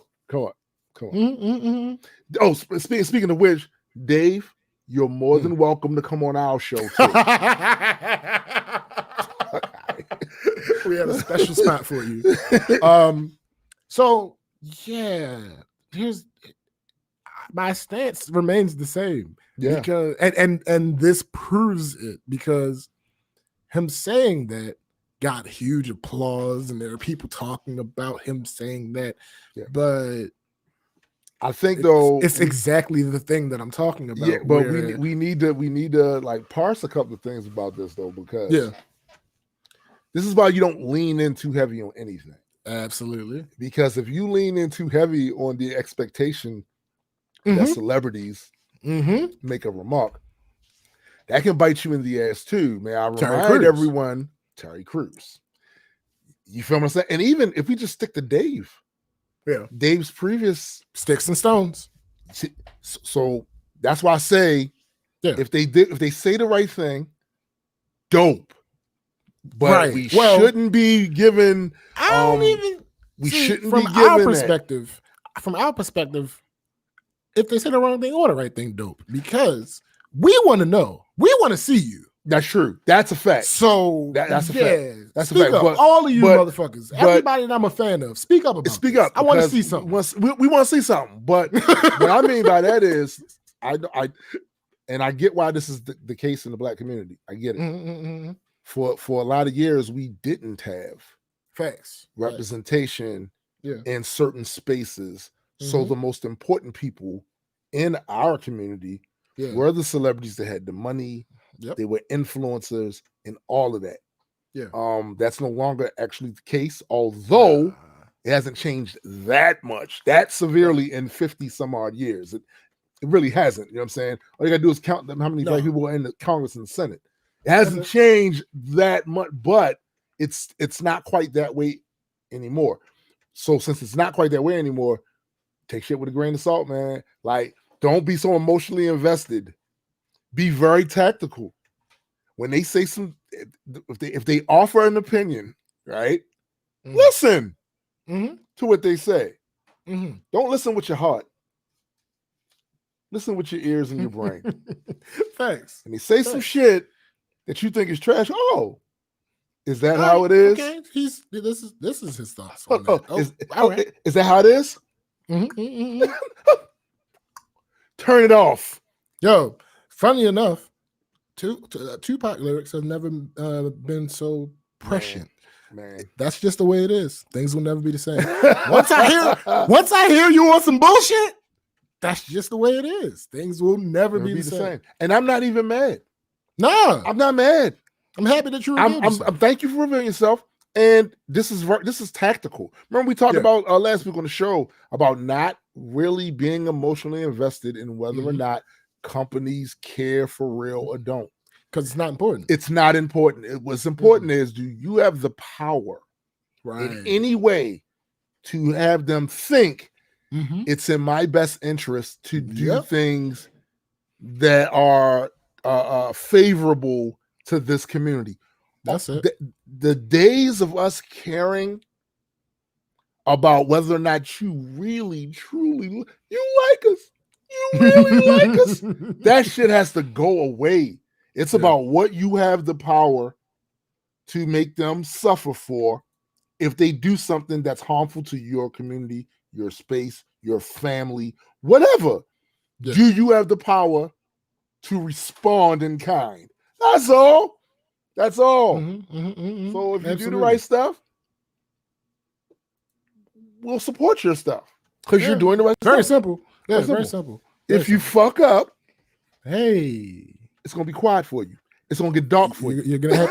Here's the thing. Same thing I said about apologies. If you fuck up, you're gonna have to do something in order to get that goodwill back. Yeah, that's it. That's it. It's possible for you to get it back. Right. You just gotta do some things. Exactly. We got to be aware of the things that you're doing.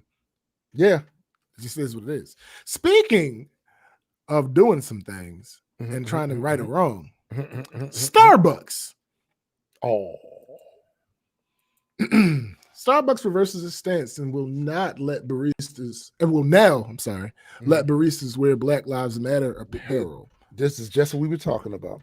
Starbucks is reversing its position that had prohibited employees from wearing paraphernalia such as t-shirts or pens supporting the Black Lives Matter movement.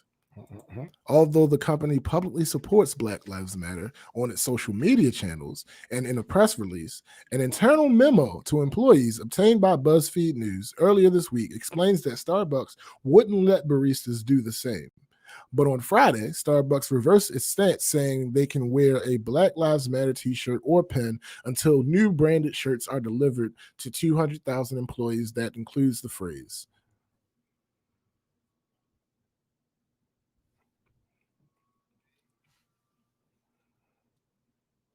Yep.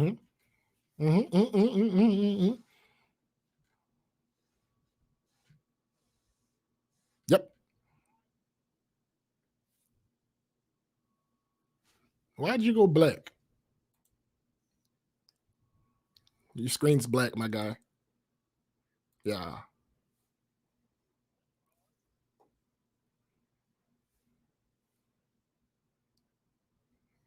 and it's even blacker. And now it's not black, but it's still black on the stream. You broke it. I'm convinced. I'm convinced that you broke it. Well, continue talking. I'll see if I can fix this.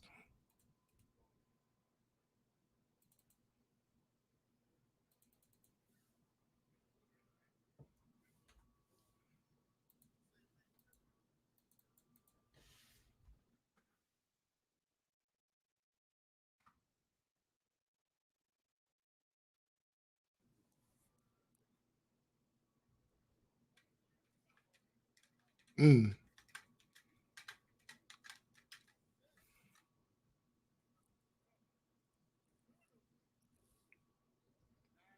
Nah, I ain't with it. I ain't riding.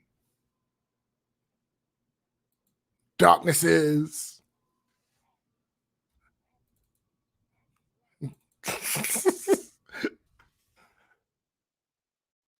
It appears to be. And now I'm on the screen twice.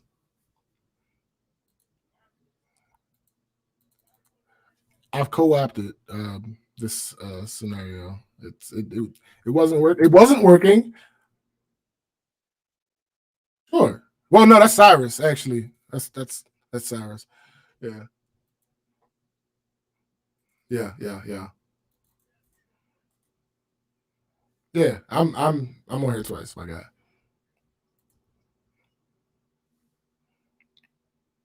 I mean, Mr. Taylor.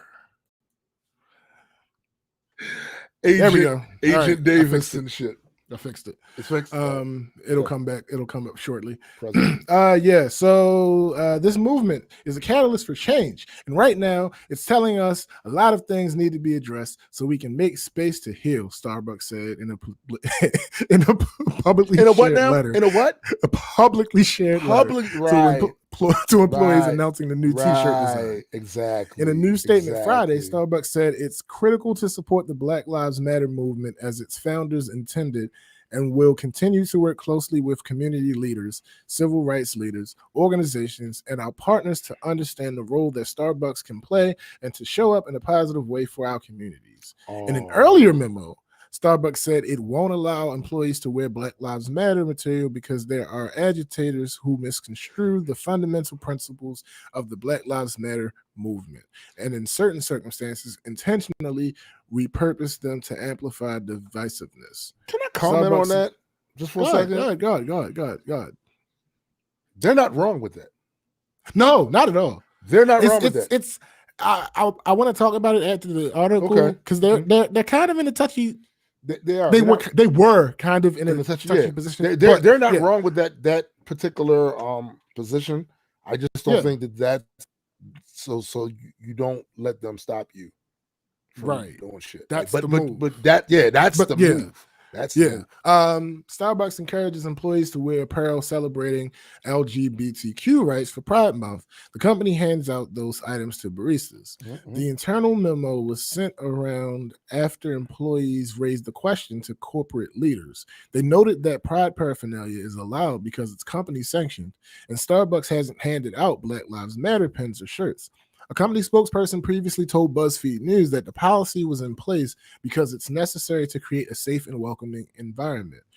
The company has a complicated history of racial bias. In 2018, it temporarily closed down 8,000 company-owned cafes and ordered its 175,000 employees to learn and train about racism after a white Starbucks employee called the police on 2 Black customers. I do remember this. That absolutely. Starbucks chairman Howard Schultz said the incident was reprehensible in a full-page newspaper ads. The death of George Floyd in police custody sparked nationwide and international protests, and major companies spoke out in support of racial injustices, including Starbucks. The company said publicly on Twitter that it's donating $1 million to organizations promoting racial equity and more inclusive and just communities. Starbucks also posted a story on its press website highlighting a cafe damaged by vandals during a protest, highlighting employees serving coffee to other business owners, journalists, first responders, and protesters. Now,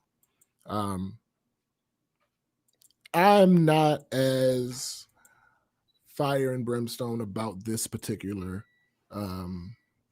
topic in this case. Because I have reason to believe. Like, don't get me wrong, there are other little things that are sticking out here. That's kind of shaky, right? Yeah. But I have overall a little shaky baby. But overall, I feel like they were, they would, some of their points they made. I just feel like some of the responses to it, that ain't it. Like, yeah, it's like overall they were making decent movement, and then there was a black eye. Marissa brings up a good point. She says, except they had no problem taking that heat for LGBTQ. Well, and war on Christmas issues. Yeah. This is why it was problematic. Stand for all or miss me with it. Here's the thing. It's unfortunate. Sometimes living in the age of technology is very unfortunate, right? That is a sentiment that I agree with 99% of.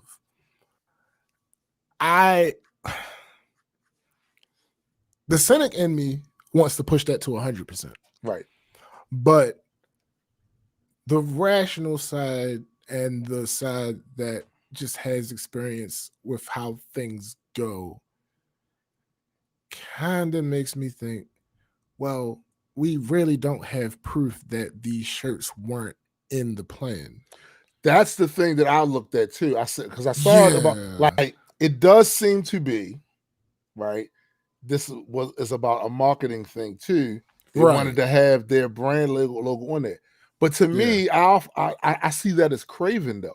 Because see, I don't disagree. That's Craven. The reason I say it's Craven is because if the people that were out there marching, they didn't have branded all. No, here's my thing. Mm-hmm.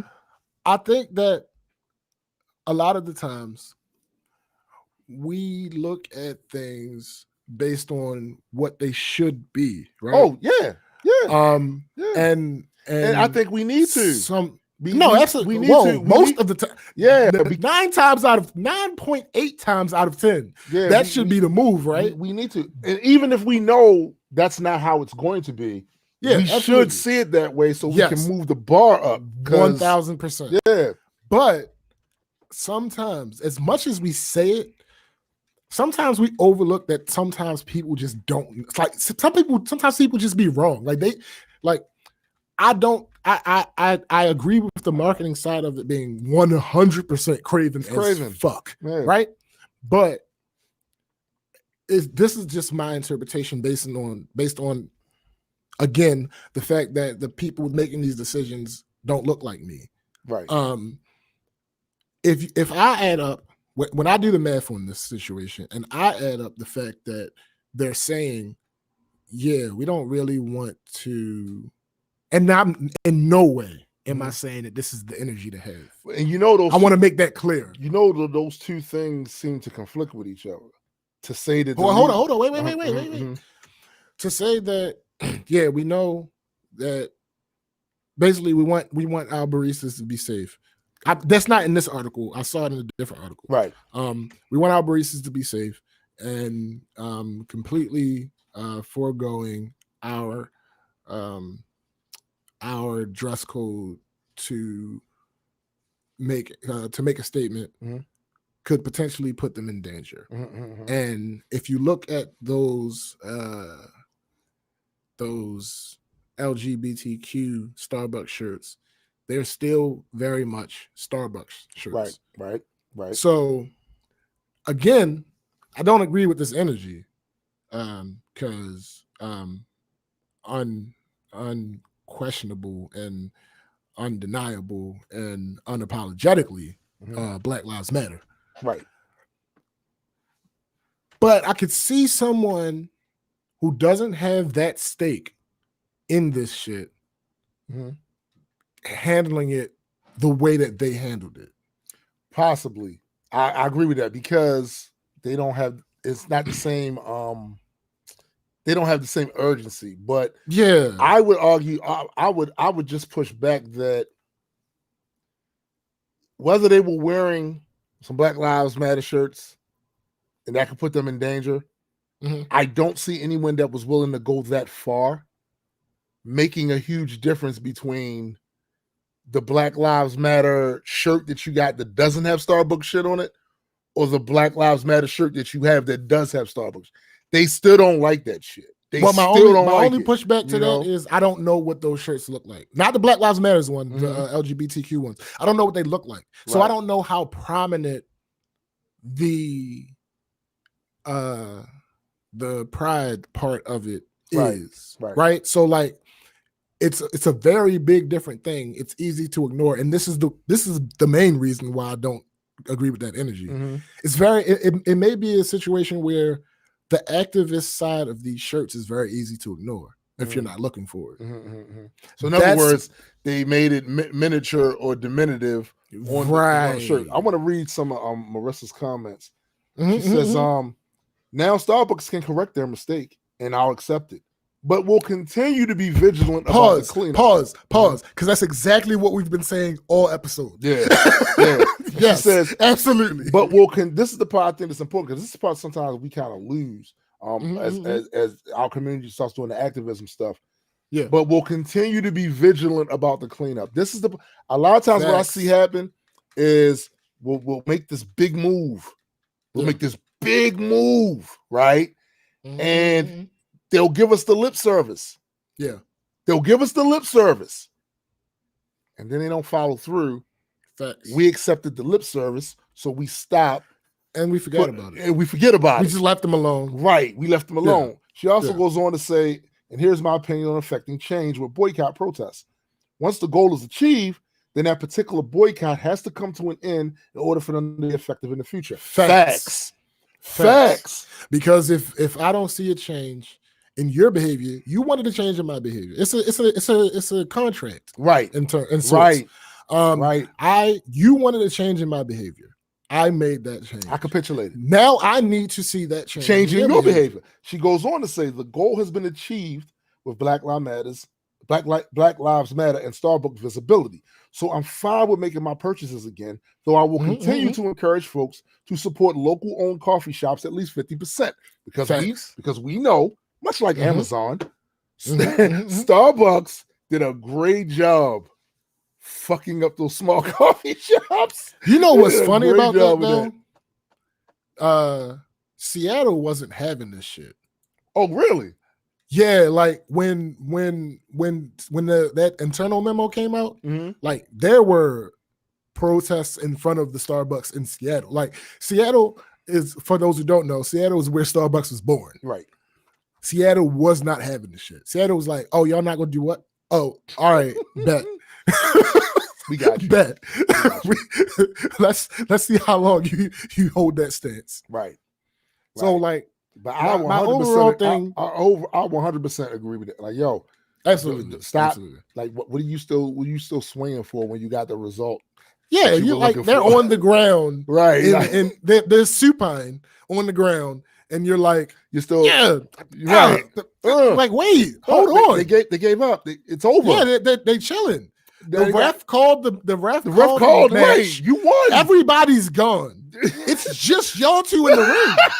What are you doing, my guy? Like, it's not even funny at this point. That's like, true. That's true. You might need to be taken away and put some cuffs and shit. Like, yeah, like what? Nah, chill out. Like, yeah. So calm down. That's the thing. It's one thing to that sentiment is going to get a lot of pushback. Oh yeah. Because the idea is, and the pushback that I'm imagining it getting, I'm not mad at. Because here's the thing. The goal, as we've stated, is to leave. Right? Right. So if we're successful in that goal, we won't be patronizing a bunch of these places as much as we are now. No. As a matter of fact, but see, that's our goal. Yeah, no, that's what I'm saying. Yeah. That's why I say I feel like it's going to be a bunch of different levels to this conversation. I'm trying to leave. Yeah. It's going to be a bunch of different levels to this conversation. Excuse me, before you continue. I'm trying to leave. Yes, we get it. So I joined this group. That's a whole thing. I think it's called the Black Coalition or something. Mm-hmm.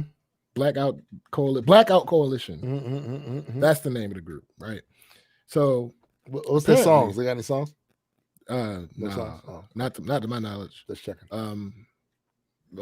Hypocrisy, maybe. Because here's the thing.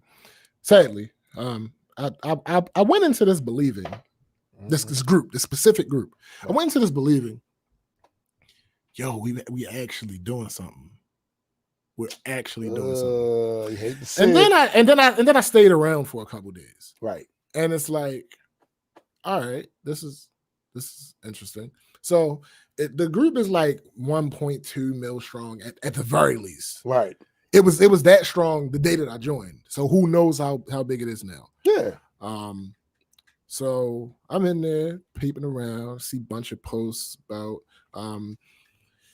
black business owners post here, black podcasters post here, black such and such post here, black such and such post here. I see a bunch of posts about, hey, all the black people from such and such state check in here. Right. In my opinion, there's nothing wrong with any of those posts. That's like community building, right? Honestly, but there were also comments under posts, people complaining about not having their posts approved, and that's a symptom of pretty much any time you get a group happening. Where you have post approvals turned on. It's gonna happen. It's inevitable, and anybody who's deciding to start a group should know that. Yeah. Well, apparently the admin team got tired of it, and they made a post basically saying it's 1 million plus members in this group. There's no way that we're going to be able to immediately get to everybody's post. Right. Blah, blah, blah. Right. Blah. The normal stuff that you would say. But the other stuff that they added on top of it. Specific to this group. Okay. Specific to this group are basically, because I don't have the post and I'm not about to look for it. Right. Basically to the effect of no posts promoting any type of division. The goal of this group is some type of reform or change by way of economic guerrilla warfare, basically, where they deem certain days that we are to not spend our money in America, and if we absolutely have to, make it a black-owned business.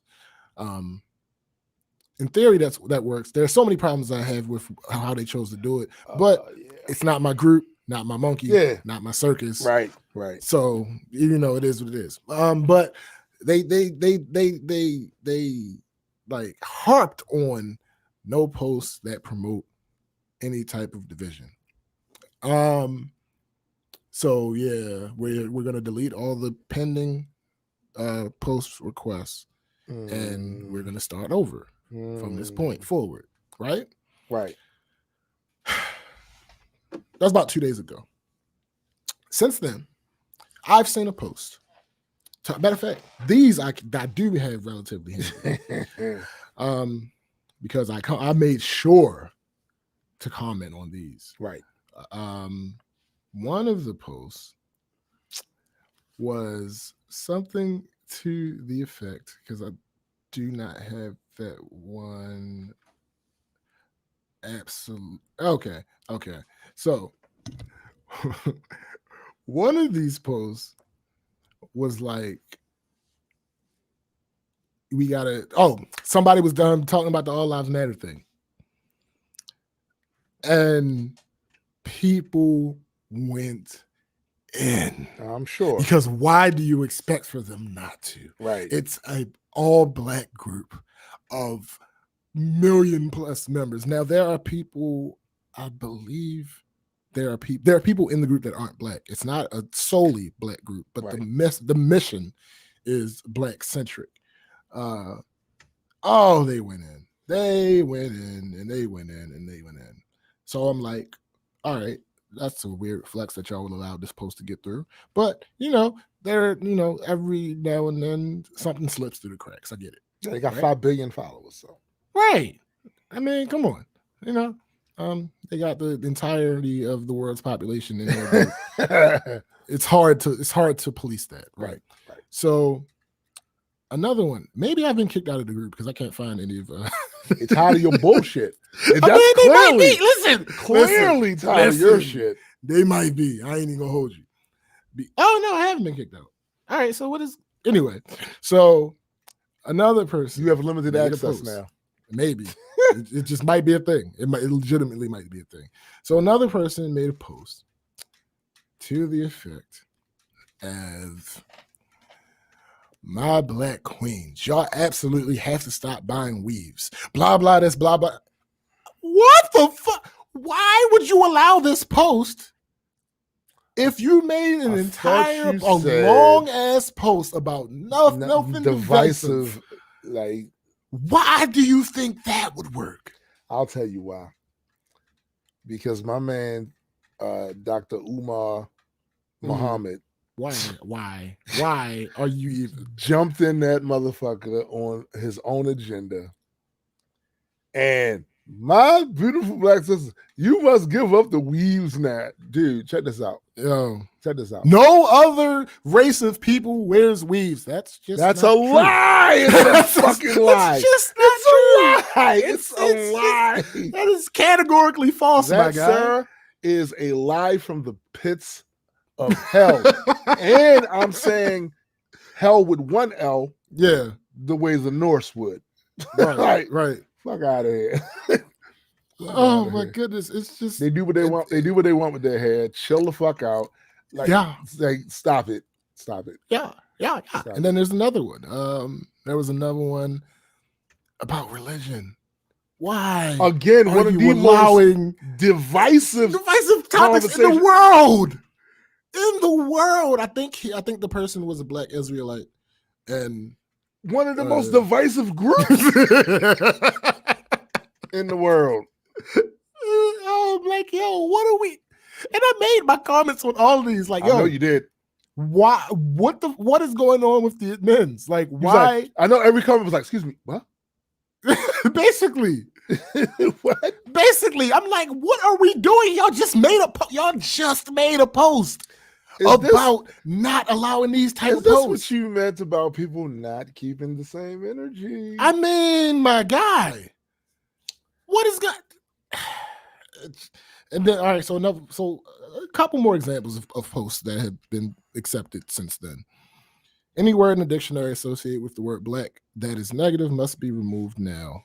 Our children deserve better than that. It's not a horrible message, right? Nah, I don't think so. Not a horrible message. I mean, I prefer we start calling ourselves African, but it's fine. It's fine. I mean, it is what it is. I mean, politically, I mean, strictly politically, to galvanize us and keep and connect us to a larger whole, because it's more than 47 million of us globally, but it's 47 million African Americans.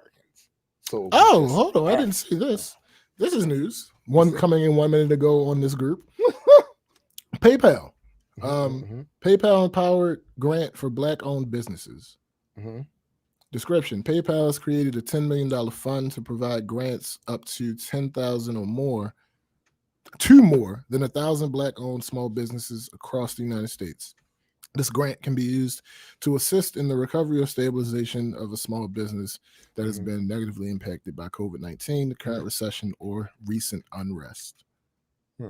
That's interesting. So anybody out there with a business might want to look into that. At the risk of being trash. Well, I mean, come on.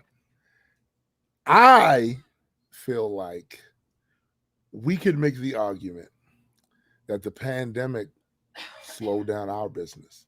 Why? We had plans this spring, business plans this spring.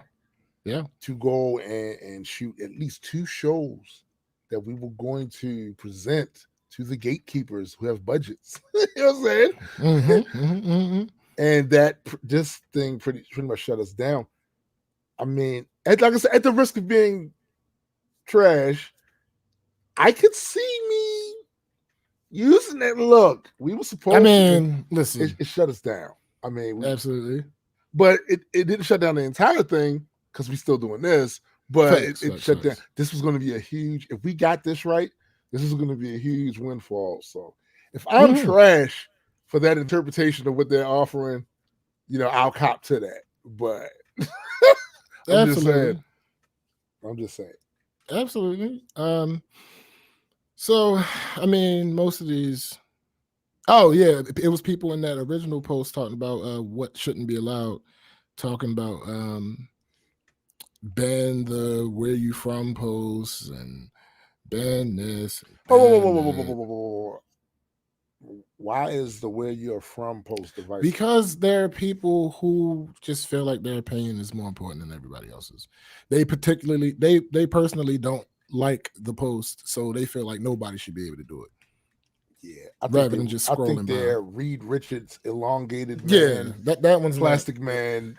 Kamala Khan reaching. There's nothing divisive about saying where you're from. Yeah, here's another one. I bet you this: you are not for your people if you up in here arguing with each other. That's just not how that works. People disagree. Whoa. Now, what we're not going to do is take something that is absolutely necessary for us to come to some sort of cohesive ideas, plans, whatever. What we not going to do is say that you ain't for it. You ain't for against. Come on, man. Like, first of all, I said yesterday, we were on the phone. If you sit 3 people in a room and you try to figure out what lunch is, you know how long that conversation is going to be? Well, now you're talking about trying to get 42 to 47 million people to do the same thing. I know this much. I know if you put me, you, and Eddie in a room about lunch, it won't take that long. It's not really going to take that long. No, absolutely. That's completely not the point that I'm making. But I get, yeah. Hey, what's up, Scott? I didn't know you were ball. Yo, that's funny. His screen name. Oh shit, Ball Buster. Ball Buster. That's funny. I see what you that did is there. hilarious. That's Idols. Yes, I get it. That's I got that joke. I got that reference. You got that reference? Okay, cool. Yeah. That guy over there is playing Gallagher. You thought we wouldn't notice. No, but we it's did. Just so many things in this group. Like I had high hopes for this group, right? And then I saw how it's run. For instance, the post that groups might seem innocuous, right?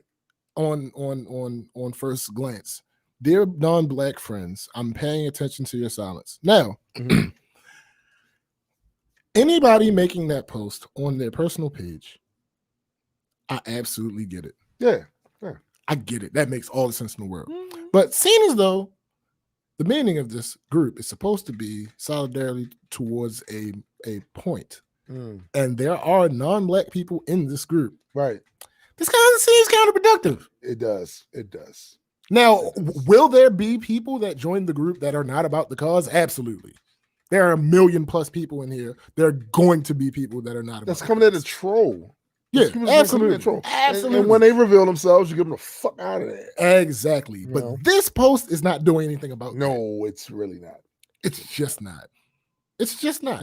Let me see. The last one. Okay, I think this is the. I'm not reading all this. Never mind. That's a long. But basically, it's the long post saying what the mission of the group was supposed to be, and like I said, since then I've seen a bunch. I mean, I think inevitably what happens is that people start these Facebook groups with good intentions. Yeah. Then they grow faster than they ever anticipated. Oh yeah. Because it's a crapshoot a lot of times with these groups, depending on how it's marketed. This is my issue with that. I used to only give big companies shit for that, right? But I'm going to amend that stance.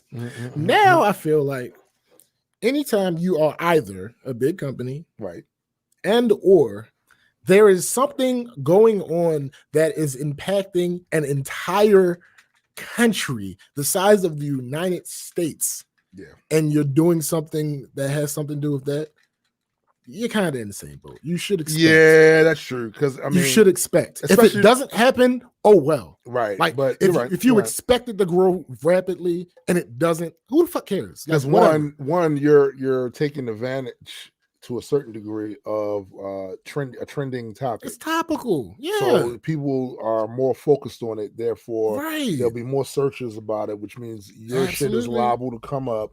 So people. That's true. Yeah, I just come on now, you guys, you do better. And here's the thing: so the first day that they chose for this blackout is July the 7th, and this is just this is an example of what I was saying about the 3 people getting lunch. Now, while I am in favor of people getting lunch, me too. I'm absolutely down with that. Nigga, right now, for real. It's like, no. While I'm in favor of economic protests, 100%, the cynic in me and the realist in me, I wouldn't even say the cynic, the realist in me understands that it is going to take a lot of work to get something like that to happen. It's also one of the reasons why I think people be like, I really think a lot of times we be biting off more than we can chew. We can realistically chew. And I've told you the tactic I think that would work. I agree with that. I like that. Yo, we should start a group. We have enough groups, don't we? No, I don't have. I have 0 groups. Okay, it exists. Every every 3 weeks or so, I get a notification from somebody wanting to join or somebody posting. But I don't know why the hell you would want to join because there ain't nothing going on in there. Not even the rent. Like, damn. But anyway, we should we'll talk about it enough. But this idea that you're gonna get 47 million people, but not even close to that. Not even that, because I'm beyond that argument at this point. I'm not even. Yeah, that's dead. That has been internalized by me as fact now. Regardless of the fact that it was a fact, regardless. Right. You hear me? Regardless of the fact. I heard you say. Okay, gotcha. Bars. So I've resigned that to 100% unalienable fact that I'm just not. I'm not going to have this conversation with anybody about trying to change their mind. It is what it is. But my opinion, based on facts, is the best action as far as trying to do this mass boycott of a bunch of different products and companies and all. The best way that I feel like that would be done is, why would you boycott on 4th of July? That doesn't make sense. Right. No holiday in the history of holidays makes the lion's share of its profit on the date of that holiday. That's a fact. That is not how that works. That's a fact. That's just not how that works, because you're buying stuff to prepare for the holiday. Right. Not on that day. Yes, people will buy things on those days still, sure.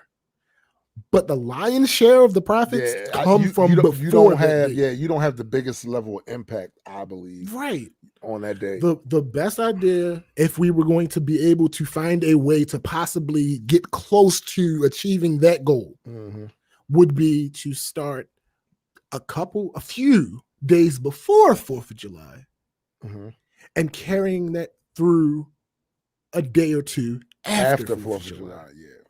That would be the best way to make that happen. If we, like I said, if we could possibly even get close to being approaching the possibility. It's really difficult, man. It's really difficult. It's really not real. Yeah. Like I said, certain tactics we've tried before. Yeah. And they historically may have worked back in the day when you had small areas like the bus boycott. Yeah. Right. Yeah. That was in one area, right? So we're not fucking with y'all. That's easier to accomplish than all across the country when you have people of various opinions, people that's going to disagree with the tactic and not do it, people that are legitimately going to not have the resources. Yep. To find a black-owned company and blah, here's blah, the blah. thing about, like I said, it chose July 7th. I don't know why. I asked why. Somebody told me go read something else. I'm like, no, that's not what I came here for. So I never went. It wasn't that important to me. Like, don't get me wrong, the idea is important to me, but the minutia of why was not that important to me to go searching for it. Right. I asked, nobody decided to answer. Fine, whatever. So, but the idea that another thing is, do none of you know how economics works? Because if you're going to black out for one day, 9 times out of 10, you know what that requires? A buying surge leading up to it. And if you think that companies, large companies, look at one day and see a relatively minor dip, they don't. Right after they had a surge, they don't care. And think that that's going to change anything, you're out of your fucking mind. It's not, and this is why a certain thing, like I said before, one, it's going to have to be sustained. Sustained, whatever. 2, it's going to have to be limited, because we have to also, when you're making any tactics, you have to put in mind the people, your military, your force. These are the people. So the reality on the ground is that is not feasible to say we ain't buying. They do this? Nothing.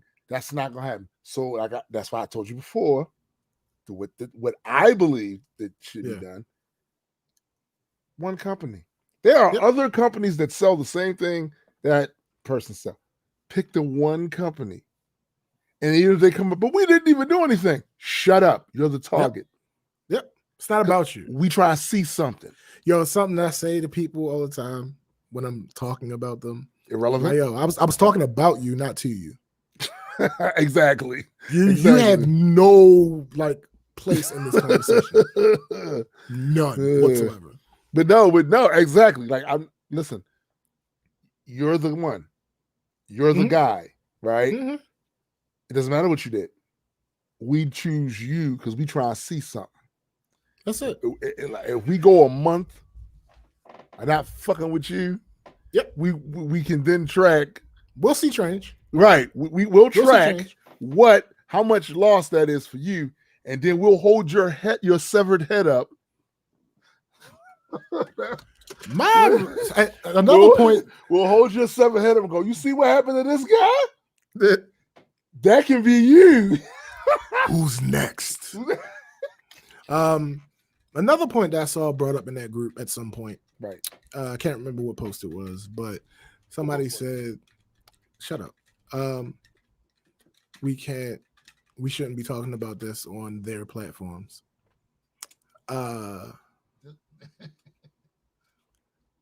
So the issue with that. What's that? Why are you so low? What did you just do? No, I had to reach for something. I got away from the mic. Yeah. Got you. Yeah, because I wasn't looking at you. All right, cool. So the issue with that is, what's the issue? Where? Where? See, you know what this bleeds into, right? This bleeds into the earlier conversation about white supremacy. Yep. Because this is the very point, right? Yeah. You don't have an infrastructure. No. You know what I'm saying? Like, so when you there have been 3 black social media platforms that I've been made aware of since all of this. I'll say since COVID got out of control. Right. One of them is called The Cookout. I haven't been on that one yet.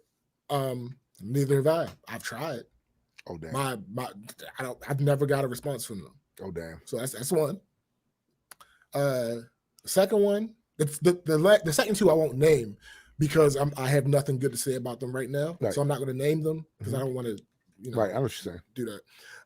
One of them is buggy as hell, doesn't really work, and they are now pleading with all of their new members to now subscribe to them to give them money. Whereas some people might look at that as a little fishy.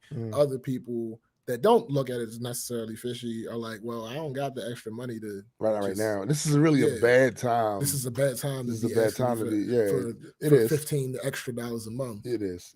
Yeah. So I mean, again, like you it's just made your point. Like you don't have there's no. All of it is that. See, this is why. Yo, when we have these sort of conversations, it further illustrates how the lack of access to everything that everyone else had for a long time. This is how it fucks the community up, because while everybody else had the opportunity, like I mentioned this on the Grand Gold podcast with Graydon and RK Gold. While everybody else's grandfather had full reign, full citizenship, full access to create generational wealth. Yeah. And then pass it down to their kids, and their kids pass it down to another kids. So that by the time we get to current times, they're straight. They have resources with which to use, to educate, to make new experiences for their offspring. All of these things. But you take the people who didn't have free reign. My grandfather, who was relegated to janitor status. Yeah. Working for banks. He could have never been the president of the bank. He could have never been that. He was a janitor for the bank. He didn't accumulate generational wealth to pass down. So there's no house. Right. There's no inheritance. There's none of that. So the family stays in this hole. And so they, even when they say, well, we just passed a law, the hole is still there. Absolutely. And there's still a gap there. So again, there's no infrastructure. You say we shouldn't put us on their stuff. What isn't their stuff? As long as you're here in this country, what isn't their stuff? Right. Which is why I propose.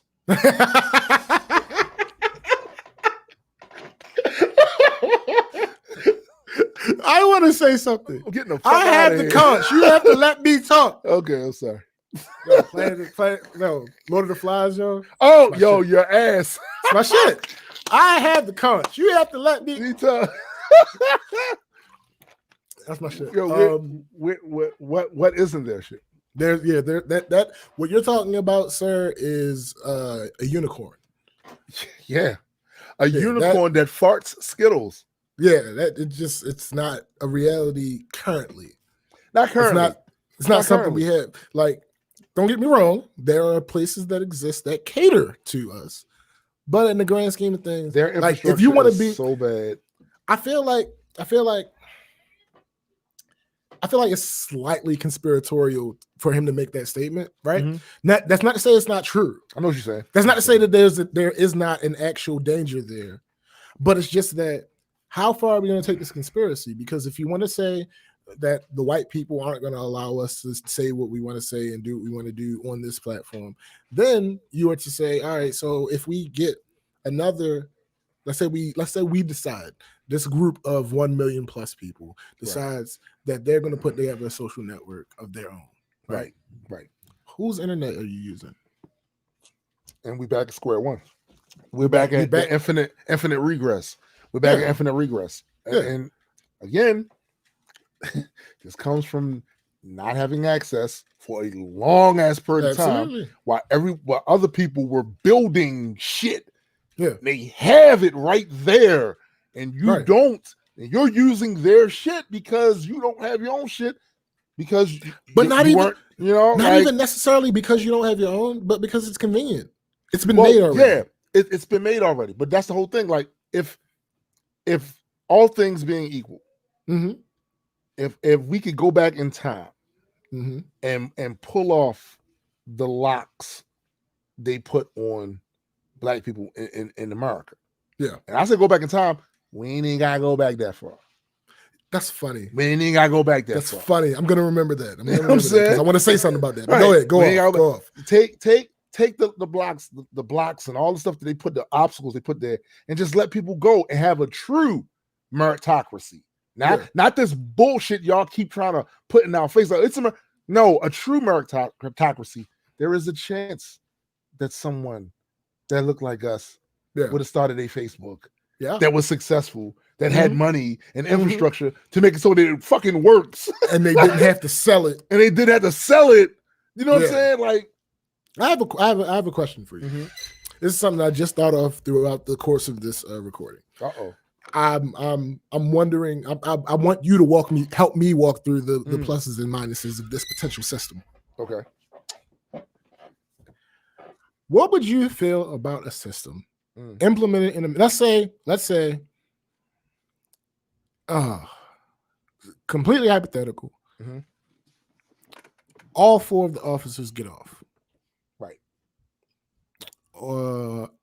Actually, no, 3 of them get off. Regardless, that the minutia isn't important. Right. All 4 of the officers get off or get off light in some way, shape, or form. Right.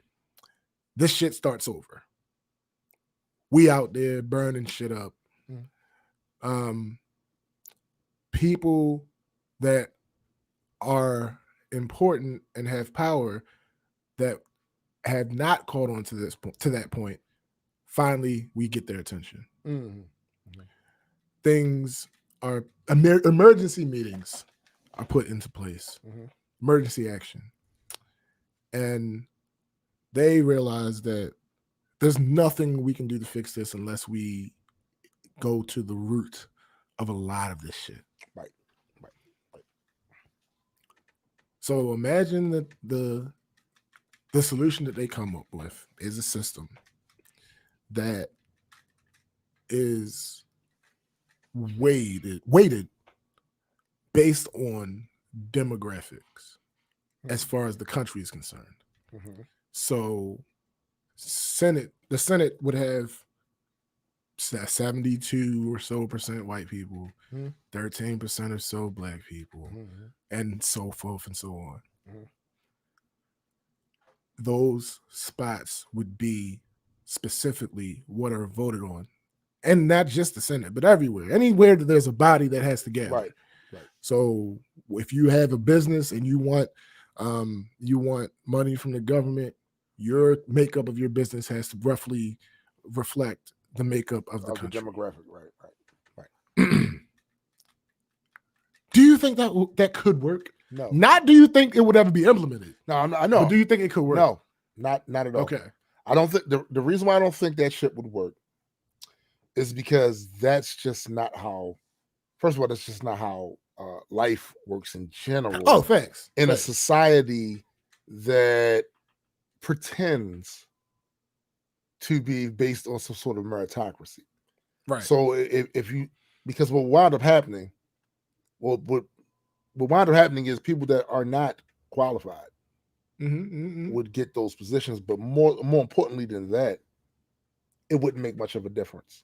Because if you're at 13% and the dominant demographic is at 70%, in a scenario that deals with voting, my guy, guy, like, well, all right. So the only that was my first thought against it. Like, oh well, it's still 70. In the room, and there's only 13 of us. Like, we could make, but my only saving grace, and this is the fucking optimist in me that doesn't come out often, is out of that 70%, all of them aren't going to be.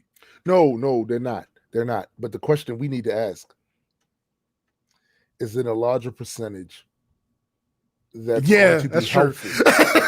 And I gotta say, I'm not hopeful that putting my friends aside, I have John Browns. Right. You know what I'm saying? Matt, Cy, Robert, Mike, Cindy. You know what I'm saying? Like, put them aside.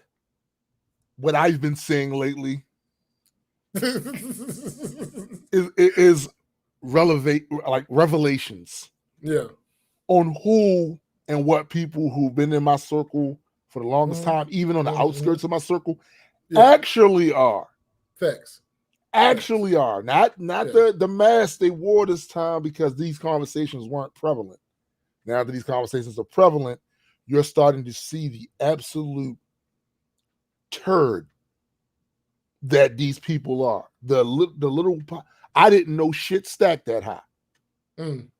I had no idea shit stacked that high. So absolutely. At the end of the day, at the risk of sounding Marcus Garvey-esque, if you're living somewhere where the numbers don't favor you, and what's more than that, they shitted on you for centuries. I don't see a wide scale solution. You know? I have an amendment. Okay. I have an amendment. What if the percentage is weighted? So that just because you're 13% of the room doesn't necessarily mean you're only 13% of the vote. Okay. So you're basically saying if the vote is based on how many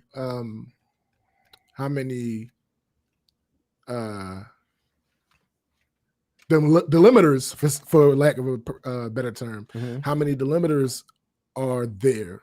Let's say there's 7 groups of people. Right. That is what's broken up into the 100% versus the actual makeup of the committee.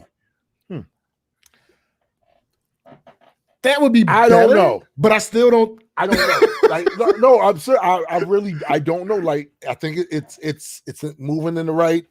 Yeah. You know what I'm saying? I still don't think it's there. Yeah, like it's an interesting thought experiment. But at the end of the day, I think we kind of went in the wrong direction in the society in general with our thoughts on affirmative action.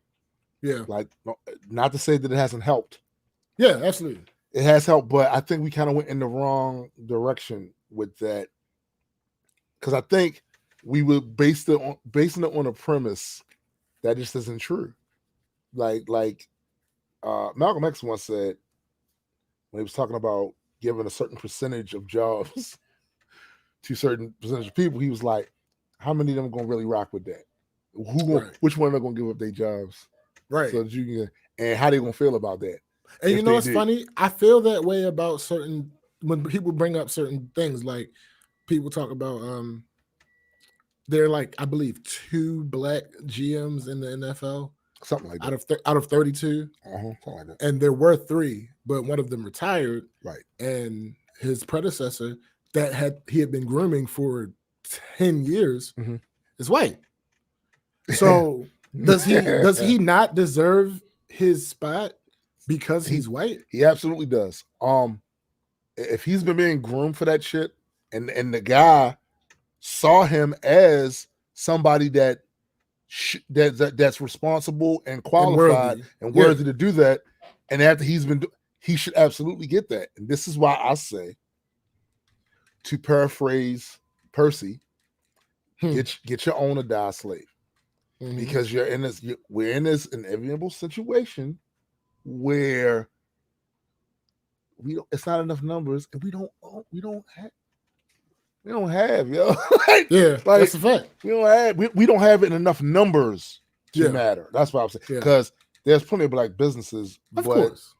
We have black businesses. Yeah, we are black business, right? But they're in varying degrees of profitability, impact, reach. Facts. You know what I'm saying? So it's facts.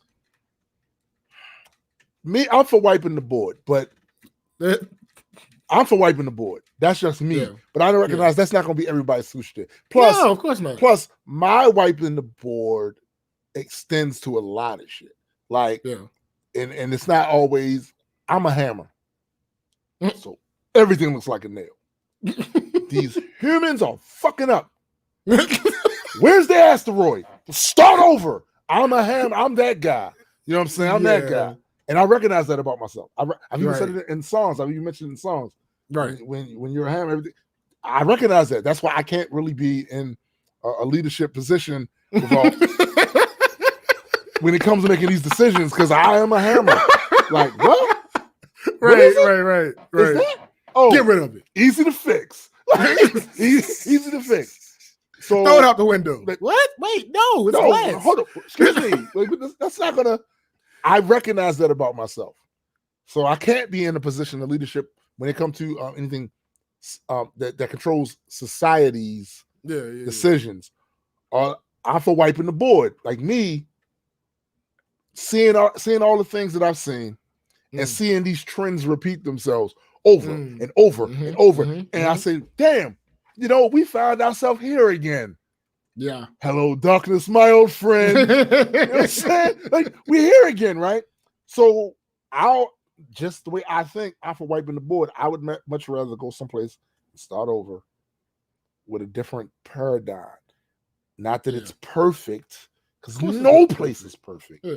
But I think sometimes I feel like I need a new set of problems because these don't seem to have a readily available solution. And I am by no means a genius. You know what I'm saying? So it's not like I'm going to be able to think out of that any more than all the brilliant people that have come before me that have attempted all these different things. And I sit over here with my modest level of education, my minimum level of patience. You know what I'm saying? Like, right. I don't have the answer, Sway. I don't. Yeah. So I'm just gonna take the chessboard and flip that son bitch. Say I won, like a pigeon would do if you was playing chess with a pigeon. You know what I'm saying? I'm gonna knock over all the pieces and say I won, and now I'm starting. Let's try this. Yeah. But I recognize that that's not. That may very well work for individuals. That is not to say that would work for the bulk of society. Hard resets don't necessarily work for societies like that. But like I said, apes are fucking up. Throw a big rock at the planet. They fuck it up. Throw a rock at the planet. Well, no. Let me start off by saying no. Look, Yahweh did that. According to the story, Yahweh that doesn't change. He took a big water balloon. Nothing. He took a big cosmic water balloon and just dropped it real quick. No, I get that. But there was warning. B, we get one too. We got satellites. We know it's coming. It's coming.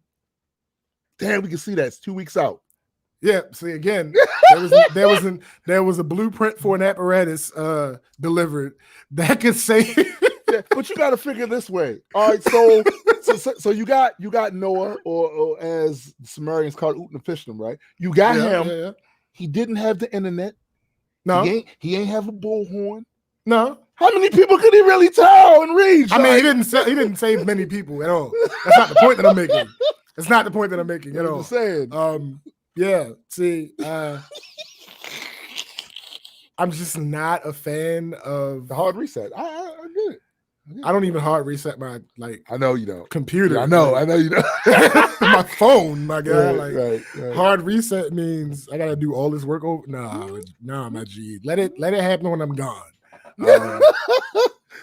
It's I mean, and then even then, if the people here aren't with it, then right. Let's hold that. Look, all I'm saying is I'm with you in principle. Somewhere along the line, some shit got screwed up. I've mentioned this before. I don't know if it was on at the beginning of the line. Well, could be. But somewhere along shit got screwed up. And like I said, I mentioned this before on another podcast, and probably on this one too. The god of mischief in Marvel, Loki, the Asgardian god of mischief, he once said, the universe is not made up of atoms. It's made up of stories. Basically, what he was getting at was, if there's prevailing narratives, stories that we tell each other about ourselves, about each other, about the universe around us, and these narratives stick, it is hard to crowbar that shit out of humanity's thought process. It's hard. We're still using stories from thousands of years ago, tropes that we created thousands of years ago for our TV shows now. for our superhero era. Like that whole shit is based on Gilgamesh and Enkidu. That whole shit. And these stories are older than the Bible. Old. Yeah. So it's like, it's hard to pry these narratives and tropes away from humans. And I feel like as long as humans have been on this planet, which in the scope of how old the planet is not that long. But for us, we don't have the concept of time you guys don't. Of an immortal. You know what I'm saying? So I feel like we can't go back and just relearn certain shit. We might just have to let the roaches stick go. We might just. I'm not altruistic enough to intent my way out of life. Right. That's true. I'm with you. I'm on the train, but I need the next stop. It needs to be another stop. It can't just be, this is the end of the line. No. Let's see what happens next. Because listen, I don't know how true this is because I haven't looked at any of the satellite footage. Yeah. But they say that with this whole pandemic thing shut shit down, and people were in the house, there wasn't a lot of traffic on the roads, none of that shit. Air got cleaner. Yeah, the ozone layer started healing itself. All of this, right? Which it hasn't done in years. Right. Because it was a big ass hole that would move positions on the planet. My thing is, that's demonstrable. If there's satellite footage, that's demonstrable. So that's big. So the lesson I get from hold up. No. Because I know where you're going, and I want to interrupt you. I'm gonna need to put that same detour that Terry Crews ran into in front of you. You're on the right road, and then you about to make a hard left. No, my God, listen. My proposition for that is we pick, and this will never happen because who decides? This is all a thought experiment. All this is thought experiment, right? Yeah, my proposition is we choose 2 weeks out of every month. To sit the fuck down. That would be sit dope. Down, chill out, and maybe maybe every month isn't feasible for the economy. So maybe every other month or every quarter. If we can't sit people down for 2 weeks, then this economy ain't nowhere near as strong as they said. But it's not. We know that. So I say quarterly. 2-week break. Sit down. Nothing is going on. Like if you need to go get food from the store, like the same way the beginning of this lockdown worked is the same exact way that I would like this to happen for a 2-week period. You're saying every quarter. You're saying so at the end of the year, hopefully at the end of that year period, there will be enough to heal the world, right? Make this a better. I get it. I just say that I feel that apes gonna go extra hard once they get out. Once they get maybe, and we'll see in like 2 double weeks. the damage. in like 2 weeks, we'll see reports of like the ozone layer hole getting bigger, right, and shit like that. Twice as bigger now because more people, they so excited to go out and do shit. That, more people. We'll see, man. We'll see. Because see. What I will say is, I've noticed traffic return to normal. I haven't noticed traffic get worse. Right, that's true. But even with the people without jobs. But you know what it is, though? I think even with the protests. That's true. But I think in Maryland specifically, because it's all I can speak for, most parts of Maryland are in phase 2. The only ones that wasn't in phase 2 up until yesterday was where I live at in PG County. Because they still had high enough cases of it here to not want to go to phase 2. I got a text message from the state saying that they're going into a modified version of phase 2. Right. For PG County. Yeah. So what I take that to mean is it's still not everybody out there the way it ordinarily would be. Mm-hmm. So that's why you see traffic kind of like normal, but not worse. I think that might be it. I think the moment somebody gives the green light and says, either because of a vaccination or some sort of treatment, whatever, and says, yo, we can actually treat you now. We got something that, pretty fairly easy for you to consume, take, whatever, and you should be straight, kind of go back to business as usual, with the added understanding that if you do contract this, you need to go and get this. Go get this. Go get this. And it can help. It'll help you or cure you or whatever, right? Right. Or at the very least, make it so that you're not infectious. You can't infect somebody else, right? Then things will go back to normal. Then we'd see whether or not the ozone gets fucked. Because I think that because if you hold people back, like they have been doing, from going out and just doing everything that they're used to doing, you're building up this demand. And then the moment you open the gates, you're going to have all the movie theaters full as fuck. I would submit that, first of all, there are only a certain amount of hours in a day. Right? That's true. So I would submit that if that does happen for any sustainable amount of time, people are going to start dying. So, like, it kind of fixes, that's a problem that kind of fixes itself. I hate to be so callous, but that's a problem that kind of fixes itself.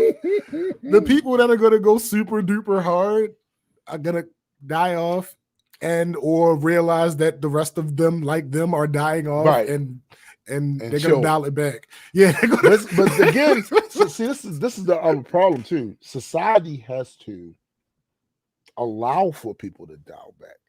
And that conversation right now that I see happening in the seats of power is that they're never going to shut down again. Trump has even said as much. We're never going to do that again. Now, I think he's full of shit? Absolutely. Well, first of all, he doesn't have the power to. Yeah, because he didn't shut it down in the first place. Right. The governors and shit, they did that shit. So again, like, I feel like he's going to do everything in his power, especially leading up to the election, for that not to happen. And listen, the election is in November. We getting their flu season right around that time. Yeah. So we've already started seeing a spike in a lot of areas, a lot of states and all that. I'm thinking flu season, it's gonna look kind of shaky. Oh, we're gonna see, without question. It's we're gonna see where that goes, because from what I've seen, just in my travels, which is not, admittedly, I haven't traveled far and often since all this started, but I already see people not taking the precautions that they was taking. On the way to the gym yesterday, I rode by 3 separate cookouts. Yeah. Packed. Clustered. Yeah. Yo, you rode up Pennsylvania Avenue.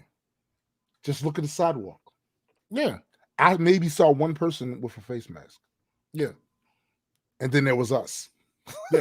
You know what I'm saying? You saw me come in. Yeah, exactly. Like, so like I said, man, damn, it's going to be bad. Apes. Yeah, it's going to be bad, man. And again, it's going to be terrible. All of this is really just, what we're talking about is basically a thought experiment of it. The reality will set in. If nature, and I'm not trying to anthropomorphize it because I don't think of nature in that way. Right. But I'm using it as a catch-all. Yeah. If nature decides reset, that's enough. Oh, yeah. Absolutely. If nature decides that'll do, apes. Yeah. There ain't shit. There's nothing we can really do about that shit. I mean, we can leave, but we're not far enough to guarantee that that'll work. Yeah, because leaving, that's suicide. Our level of technology now, that's suicide. Like, you're not going to make it someplace else that's going to be like this. We don't even, we only speculate. Doing using the instruments that we have, we'll find certain planets that are in the Goldilocks zone and speculate that it could possibly happen. Right. So Scott says, and I agree with him here, Trump seems to be setting up the conditions that will allow him to cancel/postpone the election. Oh yeah, of course that's his goal. I think that is a safe bet that's in his mind, and he's using it as the break glass in case of emergency. Mm-hmm. So if it looks like shit just not working out for him, the way he planned on, I can see him attempting that, but then he's trying. But it also depends on what the people are going to allow him to do, because here's the thing. We just witnessed what happens when the grasshoppers that aren't a lot go up against the ants that are many. Yeah. The ants outnumber the grasshoppers. Mm-hmm. They just do. And all dogs go to heaven, but they're living a bug's life. So I don't. They're deal with you. They're gonna get swatted. It's a lot of like if the people say, "Now fuck that," no, absolutely not. We're not allowing it, and it's a large percentage of the people. The only choice he would have then is to attempt to sit the military. I don't think that's going to work, because I've been seeing even his Joint Chiefs dude that came out when he gassed and beat up the people that was outside the White House protesting. Yeah, the guy that was in his fatigues, he has come out. Oh yeah, he was like, and it's like, I shouldn't have been out there. He said I didn't know what we were doing. Right. He was like, at the time, I had like when we set to come out, I didn't know what we were coming out for. Right. He gave an order, and I followed the order. Because that's he went my job. He's not the only one. That's been other military, high-ranking military people. Like, one of them resigned. And called him out because he was like, "You're not doing what you're supposed to be doing." Yeah, sir. Yes, you were given the order, but you have a duty to not do anything.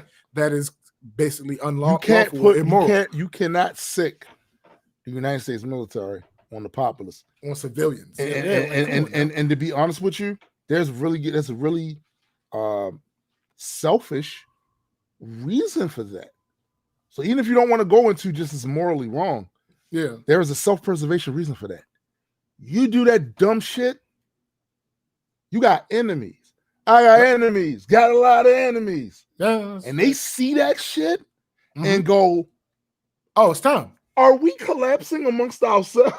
Is that what we're doing? This is our best shot. Right? Are we doing that? So there are reasons why you don't want to do it. This is why. On top of that, you're depleting your potential workforce. Your workforce. So now if something kicks off, you don't have the workforce to produce the bullets, to this, to that, and also this is why I never understood why certain people in this country don't seem to get it.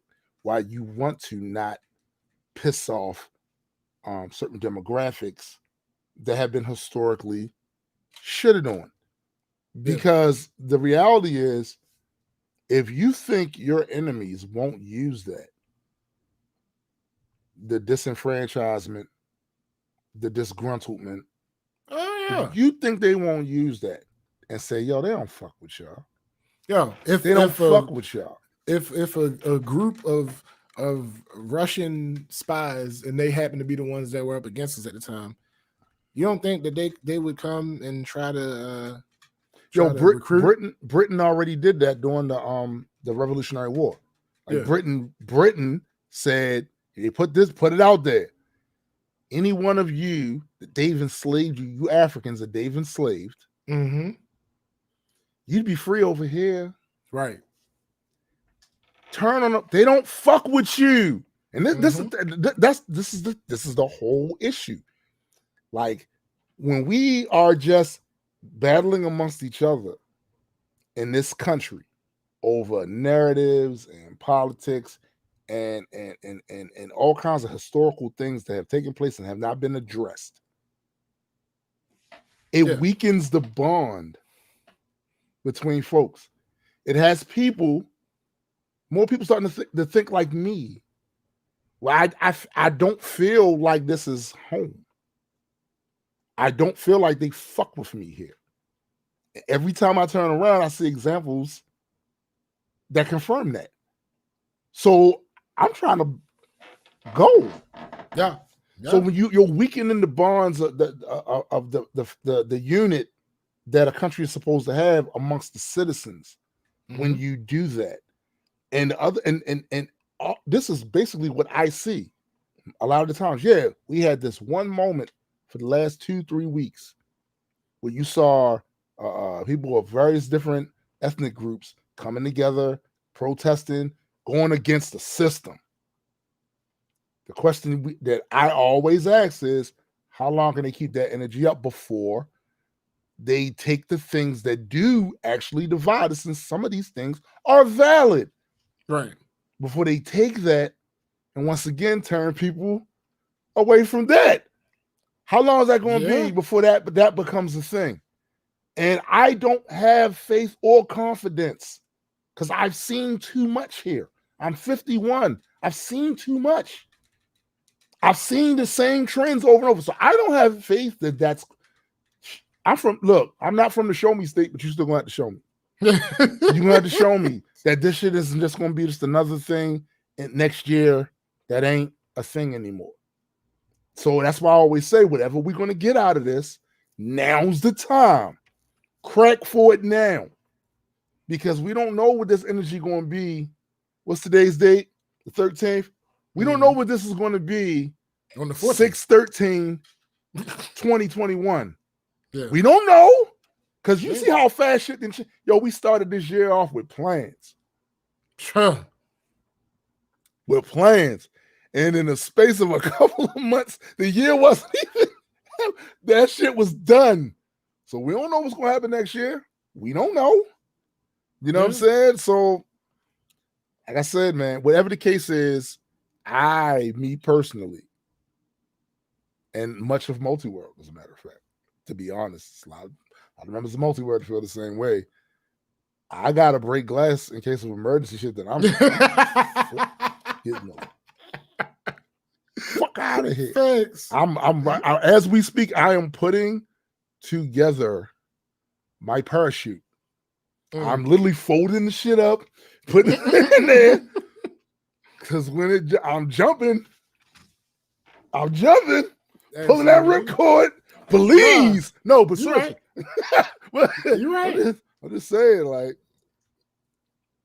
we know, like Marissa said, what we do know is the pattern of history.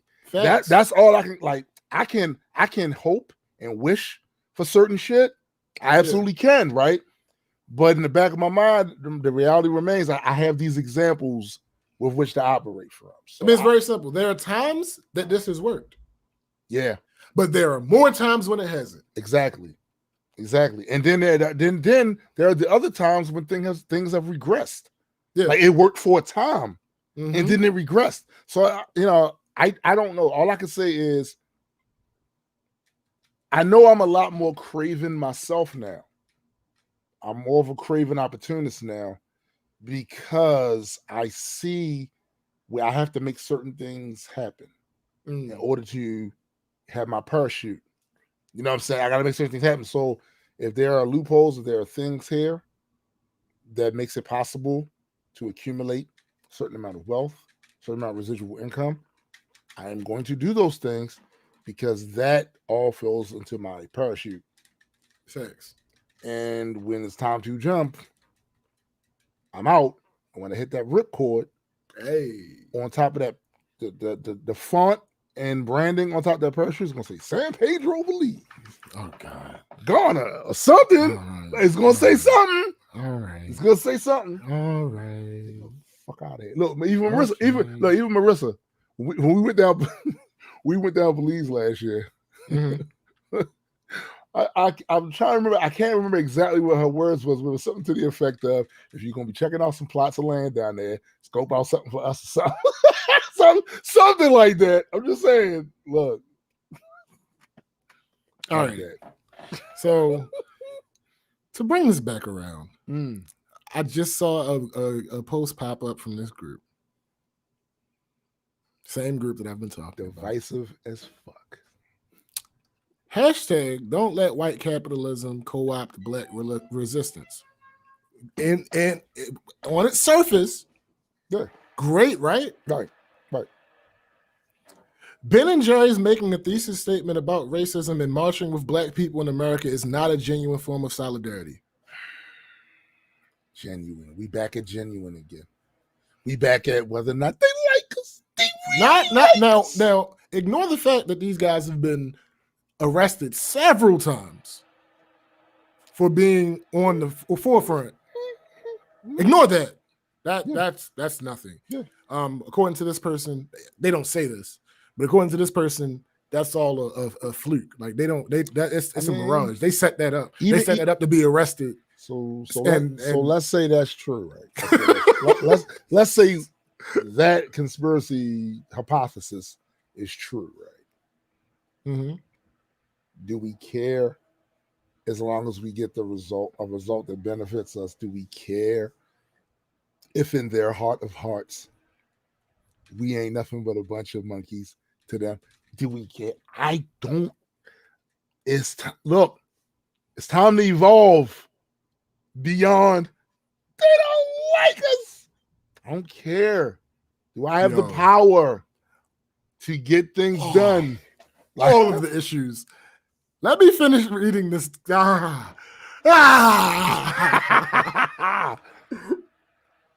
I finish reading, I just want to say, when you attempt to solve every problem, you end up solving nothing. All right, so let me read this. Right. Ben & Jerry's is making a thesis statement about racism and marching with black people in America is not a genuine form of solidarity and resistance, but instead a calculated marketing gimmick. It's no different than when Nike turned Kaepernick's resistance into a marketing campaign to sell their sweatshop. Okay. To sell their sweatshop manufactured shoes to poor black people. Accurate. Accurate. Yeah.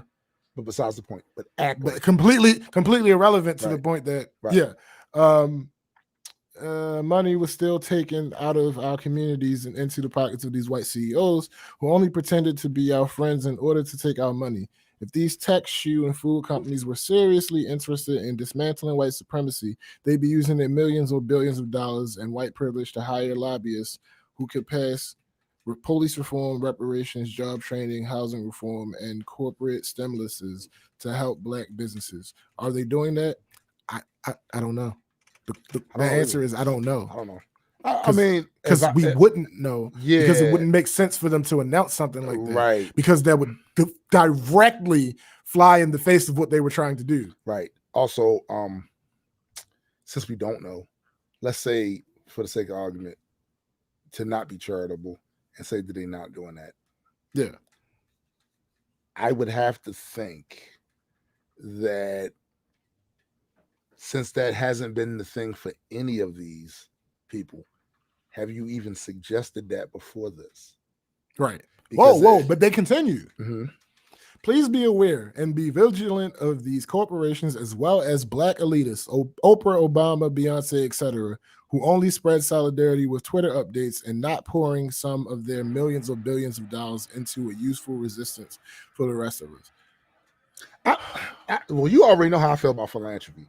Not basic everyman philanthropy. But that part aside, we absolutely have examples of Beyonce who was named by name doing exactly the thing you're saying that she doesn't do. Right. But that's what I'm saying. Like, just because they're not the only ones that do shit like that. A lot of these motherfuckers do that shit.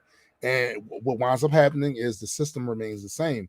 So it's just really putting a Band-Aid on it in the first place. So the person that made this, not the answer. It's not the answer. The person that made this post doesn't even know what the answer is. The only comment that I can see, because until you click on it, it'll show you like one or two comments. Right. The only comment that I can see is oh no, it changed. Well, okay. I remember the gist of it. Mm-hmm. I thought I was the only person who knew this.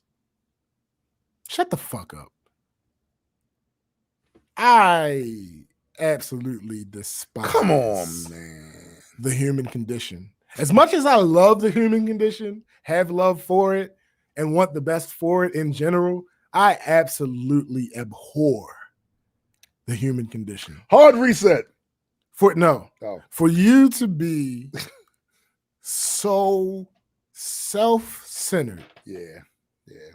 To Because what that comment tells me is you've either been brave enough to say this and gotten backlash everywhere you've gone, right, and now see someone who agrees with you, right, or you were too cowardly to say it, exactly, and just haven't seen this expressed all over the place, exactly. So now you feeling now bold and brave enough. Someone else agrees. I knew it. Yes, I thought I was the only person who knew this. That's that special Negro if you are the smartest person in the room, you probably aren't. See, this is how I know that I'm not, because I usually think I am. Okay. This is how I know. All right, we've officially gone off the rails, ladies and gentlemen. I think this is a good place. This is a good place. Go ahead, end this. So we want to thank everybody that took the time out to listen to us rant like maniacs on these various different topics. Understand this. If you understand nothing else about this show, we don't know shit. We're just spitballing, and having fun doing it. It's fun. Absolutely. Like I said, shout out to everybody that came to the show, left your comments, engaged with us. We know we're not always as focused on the comments as some other streams are, but we try. Here's the thing. When we do the split, when we go to doing a part of the show on the YouTube just for the YouTube and the other part for the Patreon. Right. When we're doing the Patreon stream, we will be more focused on the comments. Yeah, on the comments. Right. Because that's going to be it's going to be a little bit of a different vibe. Right.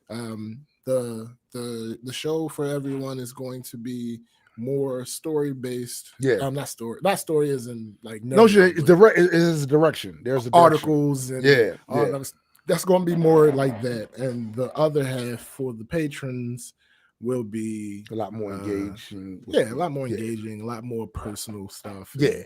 All that other type of stuff. So I mean, this is probably the time.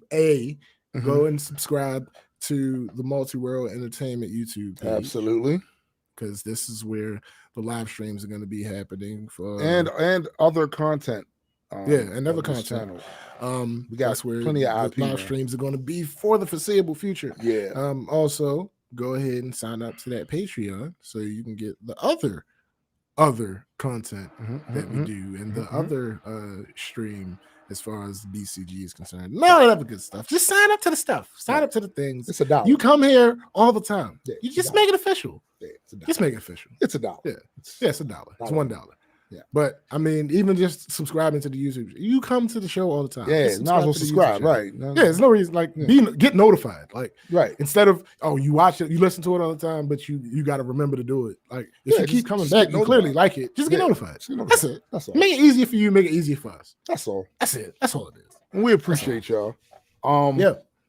So for my man SPJ, I am Tombstone the Dead Man, and for the greater Multi-World Entertainment family, yes, and this includes Adequate and John Boyega, that's true. And John Boyega, you gotta say that a little louder. And John Boyega, John Boyega.